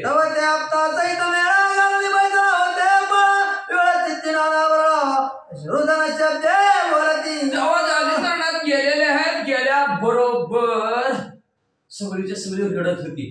चंपावतीच्या गुणाची आठवण करून नाना प्रकारचं नाही त्या शब्दांनी बोलत होती, वल्गना करत होती. करता करता बस कधीच संपवायचं. 60, 40, 100, 20 7 आहे.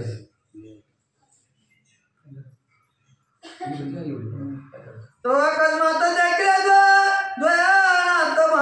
दर्शनयुक्त देखता तिथे लगत धाव पुढे घेतचे. मग दोघं त्यांच्या घरी आलेले आहेत. जालिंदरनाथ, गोपीचंदनाथ.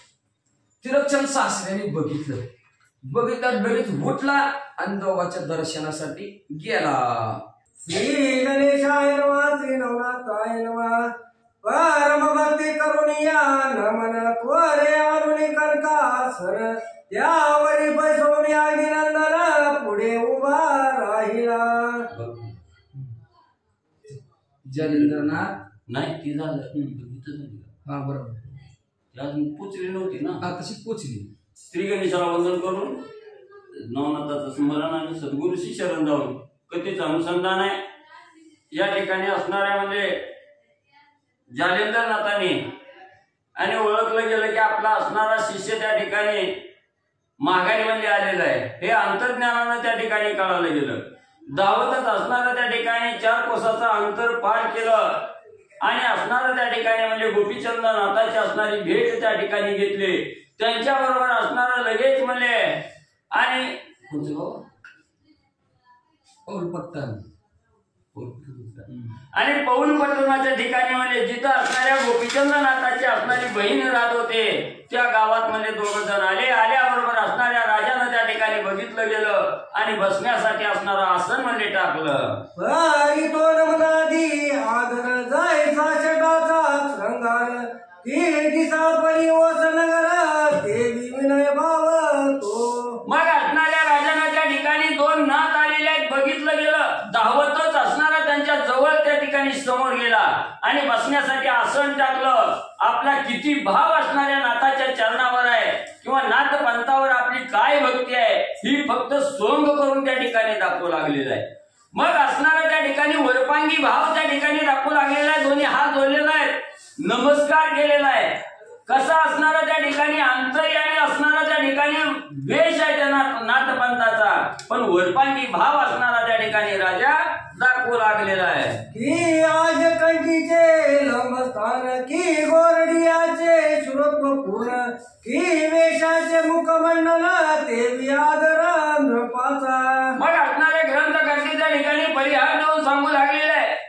एखादी असणारी त्या ठिकाणी बकरी असावी, बकरीच्या असणाऱ्या गळ्यामध्ये गलुलं त्या ठिकाणी असावं पण दिसायला त्या ठिकाणी असणाऱ्या शेळीच्या स्तनाप्रमाणे त्या ठिकाणी गलुलं दिसतं. तसं त्या गलुल्यात काही अर्थ त्या ठिकाणी राहत नाही किंवा दूध त्या ठिकाणी नसतं.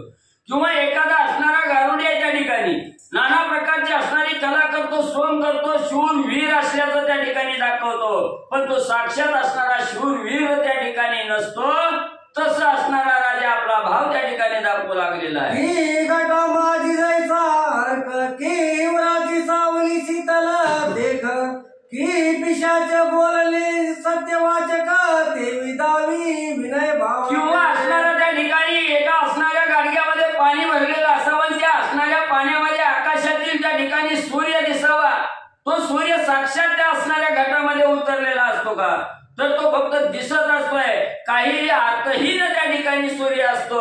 किंवा असणारं त्या ठिकाणी हिवराचं झाड आहे आणि हिवराच्या झाडाची अतिशय शीतळ गार असणारी सावली आहे त्या ठिकाणी पण त्या सावलीत बसलं की त्या साधकाच्या असणाऱ्या मनामध्ये नाही ते विचार येतात. ती व्यर्थ सावली त्या ठिकाणी होते, काहीही मनाला समाधान न देणारी सावली त्या ठिकाणी राहते.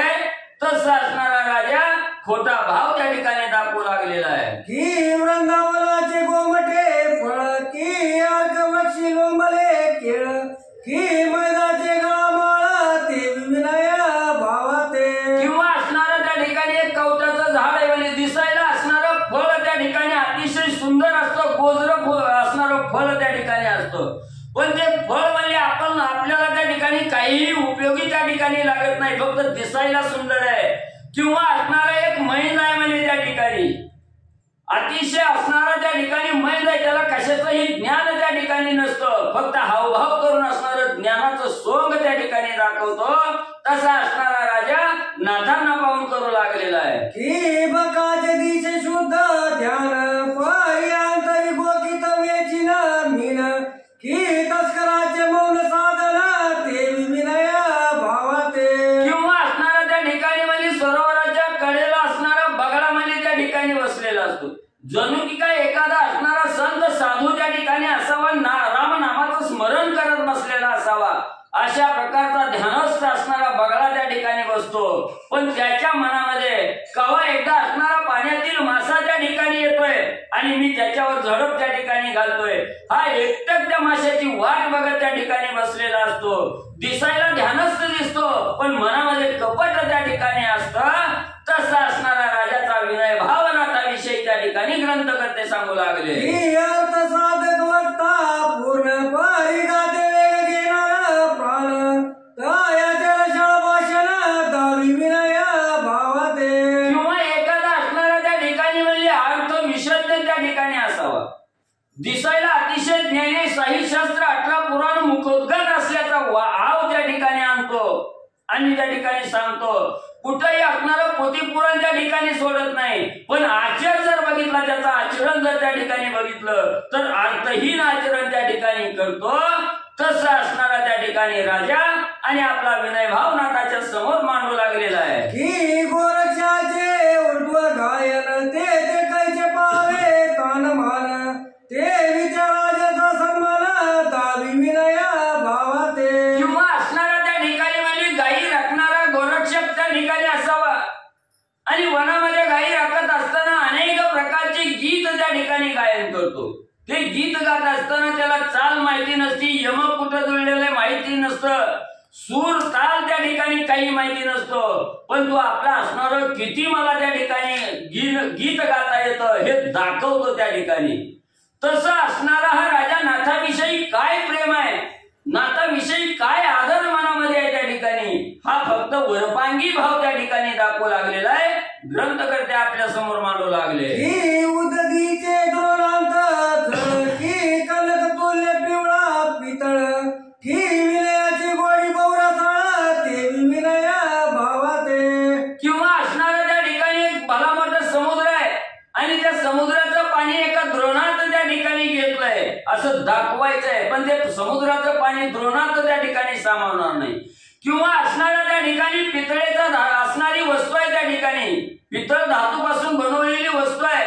दिसायला पिवळा आहे, सोन्यासारखी त्या ठिकाणी दिसते पण जसं सोन्याचं मोल आहे तसं पितळाचं मोल त्या ठिकाणी राहत नाही. तसा आपला असणारा खोटा भाव नाथाविषयी आणि हा असणारा राजा त्या ठिकाणी दाखवू लागलेला आहे. की गरनिगेचे सवासना पान की बोलण्याचे देवाचरण की म्हशीचे गणनाम ते विनय भावाते. किंवा असणारा त्या ठिकाणी म्हणजे एक बोलतो आहे त्या ठिकाणी सदा असणारा त्या ठिकाणी चोरी करणारा लोकांचा किस्सा त्या ठिकाणी कापायचं याच्यावर ध्यान देणारा.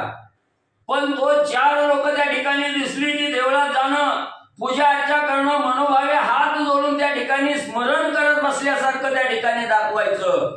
किंवा असणारा त्या ठिकाणी गाईच्या गाड्यातलं गणला बरोबर आहे का म्हशीचं नाव गणेश ठेवलं. किंवा म्हणजे असणारा त्या ठिकाणी एखादी म्हैस आहे त्या ठिकाणी पाळलेली आणि त्या घरधण्यानं त्या म्हशीचं नाव गणेश त्या ठिकाणी ठेवलं म्हणून काय असणाऱ्या गणेशाची प्रतिमा त्या ठिकाणी प्राप्त होत नाही किंवा मिळत नाही. तसं असणारा विनय भावनाथाविषयी आणि हा राजा दाखवू लागलेला आहे. तनय तो नृपती तिलक चंद्र उभा भक्ती परिभावना सकलनाथ प्रती कळून आली तयाची. मग तसं असणारा हा नाथ आपला खोटा भाव त्या ठिकाणी प्रगट करू लागलेला आहे. नाथाविषयी आतोनात प्रेम आहे किंवा नाथाविषयी भक्ती आतोनात त्या ठिकाणी हृदयामध्ये भरलेली आहे हे दाखवू लागलेलं आहे. तिष्ठत नाथाच्या समोर हात जोडून त्या ठिकाणी उभा राहिलेला आहे पण मनामध्ये दुसराच विचार आहे त्या ठिकाणी निश्चिम भक्ती नाही हे नाथाने अंतर्ज्ञानानं त्या ठिकाणी आणि मला जाणली गेली. मने राया चंपावती ज्ञान कला सगुण युवती आईची जाय ग्रह प्रती साजल माते दिसेना. मग त्या ठिकाणी असणारे नाथ महाराजांनी अंतर्ज्ञानानं तिलकचंद राजाची असणारी भक्ती त्या ठिकाणी जाणली गेली. नाथाने ओळखलं गेलं हा असणारा वरपांगी भाव दाखवतोय पण अंतर्ज्ञानामध्ये काळा यायच्या कपट आहे त्या ठिकाणी.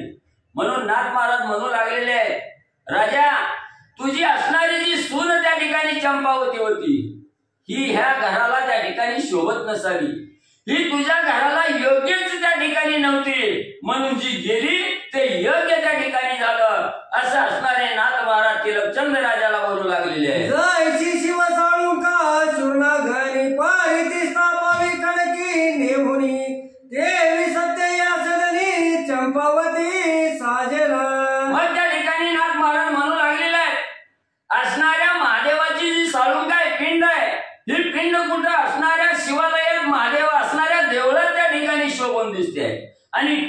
पिंड जर आढळणार त्या ठिकाणी नेऊन ओसाड जाग्यावर त्या ठिकाणी टाकले तर तिला काही शोभा त्या ठिकाणी येणार आहे का? तशी ही असणारी चंपावती तुझ्या घरी आणि त्या ठिकाणी साजून म्हणजे त्या ठिकाणी दिसत नव्हती. गर्दमा काय चंदन लेप माशित वेत गिरवाल माशा उमप वाय अशी जाण कलक पिंज रूप कदा काही घडेना. किंवा म्हणजे असणारा गाढव आहे त्या ठिकाणी. गाढवाचं असणारा लक्षण असतं सदा उकिरड्यावर लोळणारं गाढव आहे. पण त्या गाढवाला म्हणजे किती मी चंदनाचा लेप त्या ठिकाणी लावला, सुवासिक गंध सगळ्या अंगाला त्या ठिकाणी लावला, तरी काही गाढव म्हणजे घाणी जायचं त्या ठिकाणी राहत नाही. किंवा असणारा काळा कुट्ट असणारा कावळा आहे त्या ठिकाणी, किती मी त्या कावळ्याला असणारा सोनेरी म्हणजे रंग त्या ठिकाणी लावला, तरी आपलं असणारं जे गुण काळ आहे हे काळं गुण त्या ठिकाणी कदापि झाकत नाही. तसं ही चंपावती असणारी तुझ्या घरी म्हणजे त्या ठिकाणी आणि शोभत म्हणजे नव्हती. तनय पंचावती तुझे ग्रही आशे युवती जैसी मैंद ग्रामस्ती मनहीना मिरवत असे. जसं म्हणजे राजा ही चंपावती जी तुझ्या घरी म्हणजे त्या ठिकाणी राहत होती किंवा नंदत होती, ती म्हणजे काही वेळ सगळं म्हणजे त्या ठिकाणी होतं, ती शोभूनच त्या ठिकाणी दिसत नव्हती. जसं असणारा मैंद त्या ठिकाणी असावा ज्याला कशाचं ज्ञान नाही आणि तो असणारा त्या ठिकाणी म्हणजे देवळात गेला, पोथीपुराण ऐकायला त्या ठिकाणी गेला, त्याचा अर्थ काहीही त्याला बोध त्या ठिकाणी होत नाही. तसंही तुझ्या एवढ्या असणाऱ्या घरामध्ये आणि ही चंपावती म्हणजे त्या ठिकाणी आणि योग्य अशी म्हणजे त्या ठिकाणी नव्हती. बाई आता जो कैसे काय करावे ब्रह्मतंत्रास माग पाहुणी गोपीचंद वस्त्रास हस्त देई म्हणत असे. मग त्या ठिकाणी असणारा असू दे म्हणजे आता जी काही झालंय ती झालं म्हणजे त्या ठिकाणी तुझ्या घराला योग्य अशी ती चंपावती नव्हती म्हणूनच म्हणजे त्या ठिकाणी गेली. असं आता काही व्हायचं ती झालंय म्हणून असणारा त्या ठिकाणी जालिंदरनाथांनी बरोबर आहे का, जालिंदरनाथांनी विचार केला आता काही म्हणजे घडून जायचं ती झालेलं आहे. आता असणारा त्या ठिकाणी आपण असणारा सुविचार त्या ठिकाणी करावा, साजिवंत करावे असा विचार केला आणि असणारा त्या ठिकाणी सांगितलं गेलं, गोपीचंदनाथाला सांगितलं बाबा असणारा तो हात म्हणजे त्या ठिकाणी माझ्याकडे दे. मग हस्त काढून दृष्टी देता झाला कर संपुटी शेव जाणून पोटी उच्चारण करी राया ते. मग त्या ठिकाणी असणारा म्हणजे गोपीचंदनाथाच्या हातून म्हणजे जालिंदरनाथाने असणारा हात त्या ठिकाणी घेतला, आपल्या हातामध्ये धरलं गेलं आणि त्याच्याकडे पाहिलं गेलं, त्याच्यातील असणारा प्राण निघून गेलेला होता, निश्चित पडलेलं होतं. म्हणून त्याच्यावर असणारा मंत्र त्या ठिकाणी काही बोलणं योग्य होणार नाही. म्हणून असणारा त्या ठिकाणी पुढचा विचार आणि जालिंदरनाथ काय करू लागले. मग कवळून भस्म चिमुटी मंत्र प्रयोग बोले होटी सकळ संजीवनीची राहटी प्रोक्षित से बुजाते. मग तो असणारा हात त्या ठिकाणी घेतला गेला, लगेच असणाऱ्या काकेतील झोळीमध्ये असणारा हात घातला, भस्म चिमुटी घेतली गेली आणि त्या भस्म चिमुटीवर संजीवनी नावाचा मंत्र त्या ठिकाणी जपला गेला आणि ती भस्म चिमुटी त्या हातावर म्हणजे त्या ठिकाणी सोडली. भस्म पूजेची होता सिंचन हाक मारित तये कारण हाके सरशीत्वरे उठून चरणी माता ठेवीत असे. मग त्या ठिकाणी असणाऱ्या त्या हातावर म्हणजे भस्म चिमुटी असणारी संजीवनी मंत्र म्हणून म्हणजे त्या ठिकाणी टाकलं गेलं. ज्यावेळी त्या हातावर भस्माचं लेपन त्या ठिकाणी झालं, सिंचन झालं, त्याच वेळेस असणाऱ्या जालिंदरनाथांनी हे चंपावती अशी हाक त्या ठिकाणी दिली. हाक दिल्याबरोबर असणारी साजिवंत चंपावती त्या ठिकाणी आणि त्या ठिकाणी उठून म्हणजे उभा राहिली आणि नाथाच्या चरणावर नतमस्तक त्या ठिकाणी झाली. जाज्वल्य संजीवनी छात उठली राजपत्नी जैसा शुक्रे कचमुखातून दोन वेळा उठविला. मग त्या ठिकाणी किती जाज्वल्य असणारा हा संजीवनी नावाचा मंत्र आहे. त्या ठिकाणी मेलेल्या माणसाला त्या ठिकाणी साजिवंत करण्याची, जिवंत करण्याचं सामर्थ्य असणाऱ्या त्या ठिकाणी संजीवनी मंत्रामध्ये आहे. एका क्षणात असणाऱ्या चंपावतीला त्या ठिकाणी उठवलं गेलं. एवढा जाज्वल्य असणारा हा संजीवनी नावाचा आणि म्हणजे मंत्र आहे. रोजी न्याय येते झाला सकालागी भाव ठसला जालिंदरनाथ मला पूर्ण ब्रह्म म्हणून गोपी मग सगळी असणारी प्रजा त्या ठिकाणी होती. सगळ्यांनी जालिंदर नाथाचं असणारं त्या ठिकाणी कार्य बघितलं गेलं. निस्ती भस्म शिमुटी टाकल्याबरोबर हाक मारल्याबरोबर चंपावती त्या ठिकाणी साजीवंत झाली. सगळ्यांनी बघितलं गेलं. सगळ्याच्या मनामध्ये असणारा नाथाविषयीचा भाव दृढ त्या ठिकाणी झाला. काय श्रेष्ठ असणारे नाथ आहेत सगळ्याच्या मनामध्ये आणि त्या ठिकाणी वाटू लागलं. मग लाग वेगे सकळ उठवणी श्रीनाथाचे लोटले चरणी मनती अपार केली करणी शुक्र प्रत्यक्ष कलीचा. मग त्या ठिकाणी असणारी सगळी असणाऱ्या प्रजेनं बघितलं गेलं. एवढी काही त्या ठिकाणी आलेली होती त्या सगळ्याला आनंद वाटला गेला आणि सगळीजण धावतच असणाऱ्या नाथांच्या जालिंदरनाथाच्या चरणावर त्या ठिकाणी लागले आणि म्हणू लागले, धन्य धन्य असणारे नाथ महाराज, काय प्रताप आहे या कलियुगामध्ये दुसरा असणाऱ्या तुमच्याच्या असणाऱ्या रूपानं आणि दुसरा असणाऱ्या शुक्राचार्याची या ठिकाणी अवताराला आले. एवढं श्रेष्ठ कार्य असणारं तुम्ही त्या ठिकाणी केलं. मग समस्त मनती फार अपूर्व कौतुक दावी गोपी चंद्राव धन संपत्तीचे काय करावे टाकून जीवे सर्वाची. मग त्या ठिकाणी असणारी सगळी जण म्हणू लागली, एवढं नाथ पंथामध्ये सामर्थ्य आहे त्या ठिकाणी. मेलेल्या माणसाला जिथं त्या ठिकाणी उठवतं एवढं सामर्थ्य आहे आणि हेच नाथ पंथाचं सामर्थ्य असणाऱ्या त्या ठिकाणी गोपीचंदानं ओळखलं गेलं. म्हणूनच म्हणजे हा असणारा पंथ त्या ठिकाणी स्वीकारला गेला. आपण जे या ठिकाणी गोपीचंदाला आतापर्यंत दोष त्या ठिकाणी दिला हे सगळं म्हणजे व्यर्थ आहे त्या ठिकाणी. हा संसार उपभोगणं ही काही योग्य त्या ठिकाणी नाही. हे संसारापेक्षा नाथ पंथामध्ये जाणं हेच त्या ठिकाणी श्रेष्ठ आहे. सगळ्याच्या मनाला नाथ पंथाविषयीचा भाव दृढ होऊ लागला. मग सर्व जग बोले राया भले पश्चातापे पूर्ण तापले पैते स्मशान वैराग्य केले पूर्ण जैसे तैसेची. मग ज्यावेळेस असणाऱ्या जालिंदर नाथांनी ह्या जीवनातून संपलेली असणारी चंपावती आहे त्या ठिकाणी, गत प्राण झालेली चंपावती आहे, हिला असणारं जिवंत त्या ठिकाणी केलं आणि हे बघितलं गेलं. सगळी जण म्हणू लागली, काय उपयोग आहे म्हणजे हे असणारं त्या ठिकाणी माझं माझं कबालोज करणं, संसार करणं, याच्यातून काही प्राप्त त्या ठिकाणी होत नाही. आपणही असं असणारं कबालोज वागवण्यापेक्षा नाथपंथात त्या ठिकाणी जावं असं म्हणू लागली. पण ही म्हणणं किंवा हा विचार त्या ठिकाणी क्षणभंगूर आहे, काही व्यर्थ नाही. स्मशान असणारी भावना आहे त्या ठिकाणी.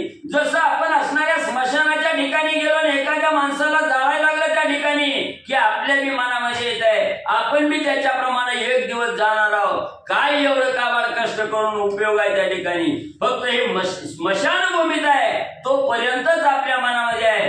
एकदा घरामध्ये आलं हातपाय त्या ठिकाणी धुतलं सगळं स्मशान वैराग्य त्या ठिकाणी संपलं जातं. माझं मीच मध्ये अडकून त्या ठिकाणी आणि साधक मध्ये जातो. ही करियावनीला ती निर्मळ परिसेवेची गंध मोरी लोळे उकड्यात उता वेळ विष्णू भक्षण आवडतसे. मग ज्या वेळेस नाथांचं असणारं त्या ठिकाणी अनुभूती मिळाली गेली, नाथांचं कार्य बघितलं गेलं, तेव्हा सगळ्याला स्मशान वैराग्य त्या ठिकाणी उपजलं गेलं. मग ग्रंथकर्ते त्या ठिकाणी सांगतायत हे क्षणभंगूर वैराग्य आहे त्या ठिकाणी, हे टिकाऊ त्या ठिकाणी वैराग्य नाही. तसं असणाऱ्या गाढवाला किती बी असणाऱ्या त्या ठिकाणी गुळाचा लेप दिला, नवनवं असणारं त्या ठिकाणी कस्तुरीचं चंदन त्या ठिकाणी जरी सर्वांगाला गाढवाच्या लावलं तरी ते उकिरड्यात लोळायचं काय त्या ठिकाणी सोडत नाही. त्याला उकिरड्यात जसा गोड त्या ठिकाणी लागतं तसं हे स्मशान वैराग्य आहे. फक्त मुखातून बोलायला त्या ठिकाणी आहे पण ते वैराग्य धारण करायचं म्हटलं की अंगावर काटा येतो आणि मी माझंच म्हणण्यात त्या ठिकाणी गुरफटून जातो. धनये सर्व लोक बोलती पश्चातापे दोधिक त्यांचा सुटेला बोधिता नरक प्रारब्ध योग तयाचा. मग ग्रंथकर्ते सांगू लागले हा संसार आहे, संसार म्हणजे असणारा नरक आहे त्या ठिकाणी. मग किती बी या नरकामध्ये गुटकुळ्या त्या ठिकाणी खाल्ल्या गेल्या, किती बी नरकाचा भोग त्या ठिकाणी भोगला गेला तरी साधकाला ह्या नरकातून बाहेर त्या ठिकाणी निघू वाटत नाही. फक्त स्मशानात आहे तोपर्यंतच त्या ठिकाणी दाखवायचंय. काय उपयोग आहे, मी माझं करण्यात काही अर्थ त्या ठिकाणी राहत नाही असं म्हणायचंय फक्त. पण त्या नरकाशिवाय तो साधक बाजूला त्या ठिकाणी येत नाही. तसं म्हणजे त्या ठिकाणी ग्रंथकर्ते सांगू लागले. सोयीशी प्रारब्ध करणी श्री जालिंदर जाय उठवणी मग उठता झाला कलकसली गेलं पटणी जावया. मग त्या ठिकाणी असं सगळ्याला असणारी आपली असणारी चाणाक्ष त्या ठिकाणी दाखवली.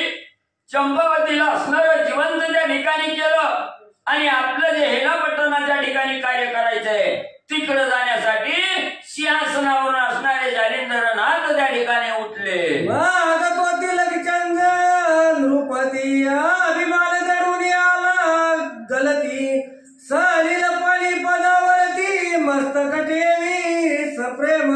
मग असणारे नाथ महाराज जालिंदरनाथ म्हणले हेलापट्टणाच्या ठिकाणी जाण्यासाठी उठले गेले आणि निघणार तेवढ्यात जो काही असणारा त्या ठिकाणी मी राजा आहे ह्या राजाचा जो अभिमान त्या असणाऱ्या तिलकचंदाच्या अंगी होता तो अभिमान थोडा बाजूला त्या ठिकाणी सारला गेला आणि जालिंदरनाथाच्या चरणावर नतमस्तक तिलकचंद राजा झाला. म्हणे महाराजा मी पतित राजवैभव झालो उन्मत्त लघु मारिला गोपीचंदनाथ तरी क्षमेत वरी आता. आणि असणाऱ्या जालिंदरनाथाच्या चरणावर नतमस्तक तिलकचंद राजा झाला. हात जोडलं आणि नाथ महाराजाला सांगू लागला, नाथ महाराज तुम्ही मला असणारी दया क्षमा त्या ठिकाणी करा. मी असणाऱ्या राज गादीमध्ये धुंद त्या ठिकाणी झालो, राजमदामध्ये त्या ठिकाणी गुरपटून गेलो मी आणि माझाच त्या ठिकाणी मनत गेलो आणि त्या असणाऱ्या हकनाक माझ्या हातून असणाऱ्या असणाऱ्या त्या ठिकाणी गोपीचंदाची बहीण असणारी चंपा होती आणि माझ्यामुळे त्या ठिकाणी संपली गेली. मला नाथ महाराज माफ त्या ठिकाणी करा. तुम्ही दयाळू कनवाळू संत माय मुनी मायावंत तरी बळाचे आले यथार्थ उदरा माझी साठवा. आणि असणारा त्या ठिकाणी म्हणू लागलेला आहे तिलकचंद राजा की नाथ महाराज तुम्ही कशा आहेत असणारी दयाळू असणारे आहेत, प्रत्येकाच्या असणाऱ्या मनावर असणाऱ्या त्या ठिकाणी दया दाखवणारे आहेत, सगळ्याच्या असणाऱ्या डोक्यावर कृपेचा वरदहस्त ठेवणारे आहेत. जसं आई आपल्या असणाऱ्या मुलाचे सर्व अवगुण आपल्या असणाऱ्या हृदयामध्ये त्या ठिकाणी साठवते आहे, त्या मुलावर असणारं कितीही अवगुण त्या ठिकाणी झालं तरी सगळ्यावर क्षमा त्या ठिकाणी करते आहे, तसं असणारे नाथ महाराज तुम्ही असणारी आईप्रमाणे आहात त्या ठिकाणी आणि माझे हे अवगुण त्या ठिकाणी क्षमा करावे, माफ त्या ठिकाणी करावे. आईचे बोलणी नम्रोत्तर चरणी म्हणून वारंवार ठेवली मले आजची रात्र वस्ती करा या ठाई. मग आपली असणारी चूक तिलकचंद राजाला त्या ठिकाणी समजली गेली. गोपीचंदनाथ आलेले ह्याचा विसर त्या ठिकाणी पडला, हातामध्ये असणारी जुळी घेतली भिक्षा मागतोय, ह्याच्यामुळे ही न त्या गोपीचंदनाथाला त्या ठिकाणी समजलं गेलं एवढी मोठी चूक आपल्या हातून झाली. म्हणून नाथाच्या चरणावर सारखं त्या ठिकाणी पाया पडू लागला, दया करा क्षमा करा म्हणून त्या ठिकाणी विनंती केली. आणि तिलकचंद राजा जालिंदरनाथाला म्हणू लागला, महाराज एवढं महान कार्य त्या ठिकाणी तुम्ही केलं तर आजची रात्र आमच्या इथं त्या ठिकाणी आणि म्हणले राहावा. आईचे ऐकोनी तयाचे वचन बोलता झाला अग्निनंदन चंपावतीचे हस्ती करून पाक निष्पत्ती करी का. मग आजच्या दिवस इथं राहावा असा आग्रह तिलकचंद राजांनी जालिंदरनाथाला त्या ठिकाणी केला. त्याच वेळेस अग्नीचा असणारा मुलगा त्या ठिकाणी म्हणजे जालिंदरनाथ आहे. जालिंदरनाथाने असणाऱ्या राजाला बोलायला सुरुवात केली, राजा राहतो म्हणजे आजच्या दिवस पण मी इतराच्या हातचं जेवण त्या ठिकाणी खाणार नाही, या चंपावतीच्या हातूनच असणार त्या ठिकाणी भोजन आणि म्हणजे स्वयंपाक म्हणजे त्या ठिकाणी करावा. अवश्य म्हणून तिलक चंद चंपावतीची सांगे सद्गद ती ते सांगून पाक प्रसिद्ध करविला नेटका. मग राजाने असणाऱ्या जालिंदरनाथांनी सांगितलं चंपावतीच्या हातून असणारा स्वयंपाक त्या ठिकाणी बनव असं सांगितल्याबरोबर आज्ञाप्रमाणे नाथाची तिलकचंद राजांना मानली गेली. चंपावतीला आपल्या जवळ त्या ठिकाणी बोलवल्याबरोबर अंतकरण सद्गदित असणाऱ्या राजाचं त्या ठिकाणी झालं आणि सद्गदित कंठानं चंपावतीला स्वयंपाक बनवण्यासाठी तिलकचंद राजांना आज्ञा दिली. मग चंपावती व्रतरा सहित बैसवली स्वयंपंथीत आपुला अनुग्रह देऊनी तिथे नाथपंथी मिरविली. मग त्या ठिकाणी असणाऱ्या चंपावतीनं सुंदर असं असणार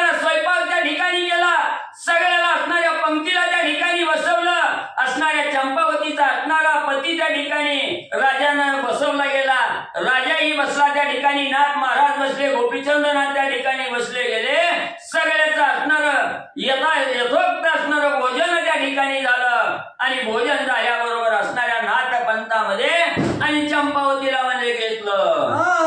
मुखीचा उच्चिष्ट ग्रास संजीवनी प्रयोग प्रसादास देऊन केले अमर पलास मैनावती परी सिंचिरी. मग त्या ठिकाणी असणारं म्हणजे जालिंदरनाथांनी काय केलं, असणारं भोजन पंक्तीला त्या ठिकाणी बसलं. बसल्याबरोबर आपल्या असणाऱ्या ताटातला एक असणारा उच्चिष्ट घास हातामध्ये त्या ठिकाणी घेतला आणि तो घास असणाऱ्या चंपावतीला त्या ठिकाणी चारला गेला.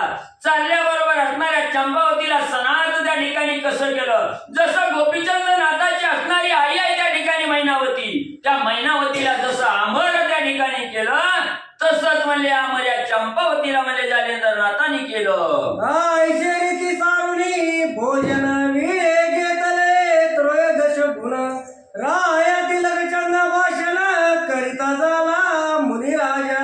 मग त्या ठिकाणी असणारं भोजन यथेक्त झालं, सगळ्याचं असणारं आत्मा शांत त्या ठिकाणी झाला आणि झाल्याबरोबर असणारं 13 प्रकारचं असणारं विड त्या ठिकाणी आणलं. पानाचं विड सर्वाला त्या ठिकाणी खायला दिलं आणि जालिंदरनाथ चंपावती बरोबर असणारा संवाद त्या ठिकाणी काय करू लागले. माने ऐकवा सर्वज्ञ राशी गोपीचंद जातो पूर्ण तपासी तरी समाई याचे राज्यपदासी बाळ आज्ञान असे याचे. मग असणारे जालिंदरनाथांनी चंपावतीला जवळ बोलवलं आणि सांगितलं गेलं, चंपावती तुझा असणारा भाऊ गोपीचंद हा असणारा तप करण्यासाठी आणि त्या ठिकाणी जाऊ लागलेला आहे. नाथ पंथाची दीक्षा घेतलेली आहे आणि तपश्चर्या करण्यासाठी जाऊ लागलेला आहे. इकडे असणाऱ्या त्या गोपीचंदाचं राज्य त्या ठिकाणी आणि आपल्या त्याच्याच असणाऱ्या लहान मुलाच्या स्वाधीन केलेला आहे. त्याचा मुलगा अजून न कळत आहे त्या ठिकाणी, अज्ञान आहे, लहान आहे, म्हणून म्हणजे तू असणाऱ्या त्याच्या राज्याचा कारभार त्या ठिकाणी करावा आणि त्या मुलाचा योग्य प्रकारे सांभाळ म्हणजे करावा.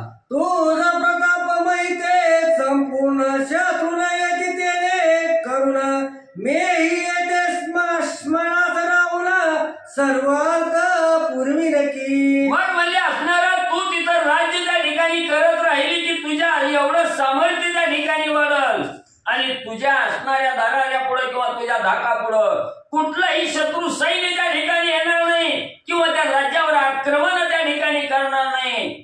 तरी मी म्हणले मी तुला एकटीला एकाकी सोडून त्या ठिकाणी जात नाही. 6 महिने तुझा असणारा राज्यकारभार पाहण्यासाठी आणि मी त्या ठिकाणी म्हणजे थांबतो. हरिराय सन्मना साठी मी जाईन तीर्थ लोटी परिमुक्त चंद पडता संकटी दाव गाली तू ते. मग त्या ठिकाणी म्हणजे असणारा 6 महिने म्हणजे मी आता तिथं राहीन म्हणले आणि 6 महिन्यानंतर माझी असणारी तीर्थयात्रा करण्यासाठी मी निघून त्या ठिकाणी जाईन आणि मी निघून गेल्यानंतर जो असणारा गोपीचंदाचा मुलगा आहे त्या ठिकाणी तो राज्य करतोय, त्याला जर काही असणारी अडचण त्या ठिकाणी आली, काही असणारी बाधा त्या ठिकाणी व्हायला लागली तर तू म्हणजे ताबडतोब त्या ठिकाणी जा आणि त्या मुलाला सहकार्य म्हणजे कर. आईचे बोलता अग्निसुत अवश्य बोलतो नृपनाथ यावरी राहुरी एक रात्र निघते झाले उभयता. मग म्हणजे त्या ठिकाणी असणारं सांगितलं गेलं, लगेच असणाऱ्या नाथाचं बोलणं त्या ठिकाणी प्रमाण मानलं गेलं. ठीक आहे म्हणजे नाथ महाराज तुमच्या वचनाला कवाही बाधा त्या ठिकाणी होऊन देणार नाही. तुम्ही जसं सांगितलं तसं कार्य त्या ठिकाणी करीन. आज्ञा प्रमाण मानली गेली आणि असणारं तेथून पुढे निघण्यासाठी म्हणजे उठू लागले. नमन गोपीचंद करिता झाला गमन जालिंदर ही मार्ग धरून गेला पटली चालिला. मग तिथं असणाऱ्या लगेच म्हणजे गोपीचंद नाथांनी जालिंदरनाथाचं दर्शन त्या ठिकाणी घेतलं, आज्ञा त्या ठिकाणी मागितली आणि तपश्चर्यासाठी असणारे गोपीचंदनाथ त्या ठिकाणी निघाल्याबरोबर इकडे हेलापट्टण क्षेत्राच्या ठिकाणी जाण्यासाठी जालिंदरनाथ हे म्हणजे निघाले. चंद्र नृपनाथा बोलवून आला स्वग्रात येरीकडे मैनावती सुत मुक्काम साधितचे. मग इकडे असणार म्हणजे त्या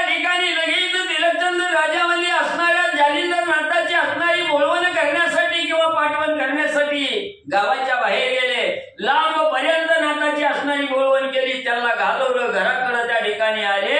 आपला राज्य कारभार करू लागले. इकडे असणारा त्या ठिकाणी मैनावतीचा असणारा मुलगा त्या ठिकाणी गोपीचंदनाथ आणि तपश्चर्याचा मार्ग धरून बद्रिकाश्रमाच्या ठिकाणी आणि म्हणजे जाऊ लागले. मार्ग क्रमणी राव गेला बद्रिकाश्रमी. बद्रिकेदार भावेल मुनी तपाला गोनी बैसला. मग इकडे असणाऱ्या त्या ठिकाणी म्हणजे मैनावतीचा मुलगा असणारे गोपीचंदनाथ आहेत आणि बद्रिकेदाराच्या ठिकाणी तपश्चर्या करण्यासाठी आले. आणि बद्रिकेदाराच्या ठिकाणी आल्याबरोबर असणाऱ्या महादेवाचं मनोभावे साष्टांग नमस्कार त्या ठिकाणी घातला. दर्शन त्या ठिकाणी घेतलं आणि एक सुस्थळ पाहून त्या ठिकाणी तपश्चर्या करण्यासाठी गोपीचंदनाथ मध्ये बसले.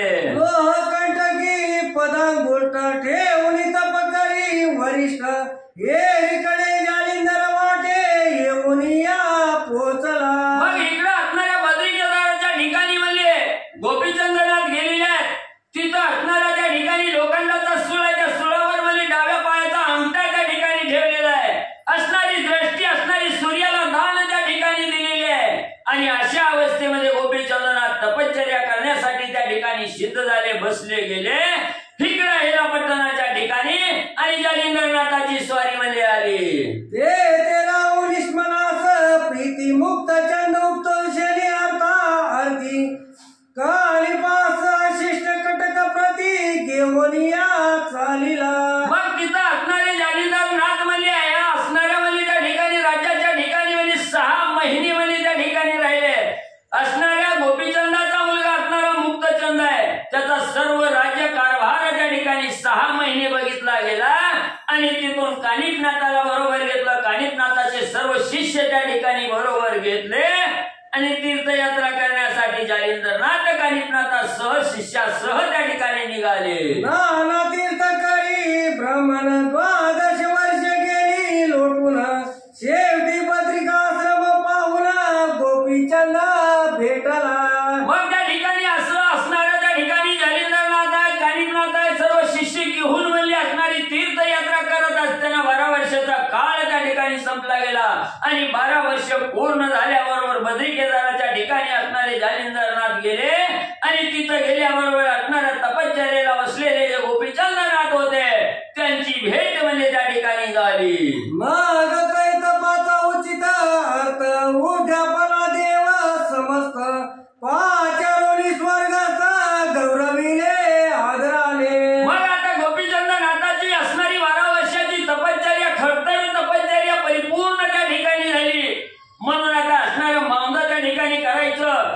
सगळं असणं सगळ्या देवाला असणारं भोजन त्या ठिकाणी घालायचं. सर्व देवाचा आशीर्वाद असणाऱ्या गोपीचंदनाथाला प्राप्त करून त्या ठिकाणी द्यायचा. म्हणून स्वर्गवासी असणारे सर्व 33 कोटी देवाला जालिंदरनाथाने आणि पाचारण त्या ठिकाणी केलं. महाविष्णू महेश सविता अश्विनी वरुण अमर नाथा भेटवली समस्त दैवता सनतपणी मिरवला.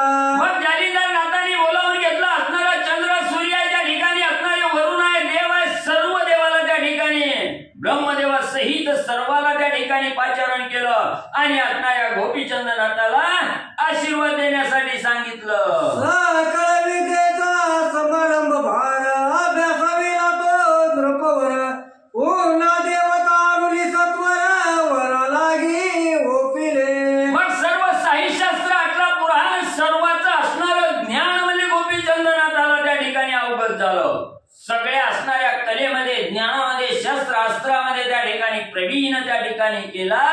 आणि सर्व देवाला त्या ठिकाणी सांगून सर्वांचा आशीर्वाद गोपीचंदनाथाला प्राप्त करून म्हणजे दिला. गोपचंद ख्यान सापले पुढे करा श्रवण. श्री गोरक्ष श्री राज्य कारणे जाईल गुरु आलावया. मग ग्रंथकर्ते असणारे त्या ठिकाणी नरहरी वंशातील असणारे त्या ठिकाणी दुंडी महाराजाचा मुलगा मानू महाराज सांगू लागलेले आहेत की या ठिकाणी गोपीचंद आख्यान होतं. हे गोपीचंद आख्यान या ठिकाणी संपलं गेलं. आता पुढच्या अध्यायापासून असणारे गोरक्षनाथ ज्या श्री राज्यामध्ये मच्छिंद्रनाथ आहेत त्या मच्छिंद्रनाथाला आणण्यासाठी त्या ठिकाणी जाणार आहेत. तिथं असणाऱ्या श्री राज्यात गेल्याबरोबर मच्छिंद्रनाथाला कसा बोध सुंदर कथा श्रोते मंडळीला पावन करणारी कथा आणि पुढच्या अध्यायाच्या ठिकाणी म्हणजे सांगितली जाईल. हरी आता अद्यत भूत श्रोत्या सांगेल तोंडी सुत मालू आयशे नाम जाते नर हरिवंश मिरवले. मग या श्रोते मंडळीचा असणारा आपला उद्धार करून घेण्यासाठी ही गोड कथा आहे. असणाऱ्या ज्याच्या ठिकाणी मच्छिंद्रनाथाने असणारे कानिकनाथ यांची असणारी सुंदर कथा त्या ठिकाणी होणार आहे. आणि ही कथा श्रोते मंडळीचा उद्धार करण्यासाठी दुंडी महाराजाचा मुलगा मालू महाराज आणि तुमच्या समोर म्हणजे सांगतील. स्वास्ती श्रीभक्त कथा सार सहमत बोर शिकावे कि मया घर सदा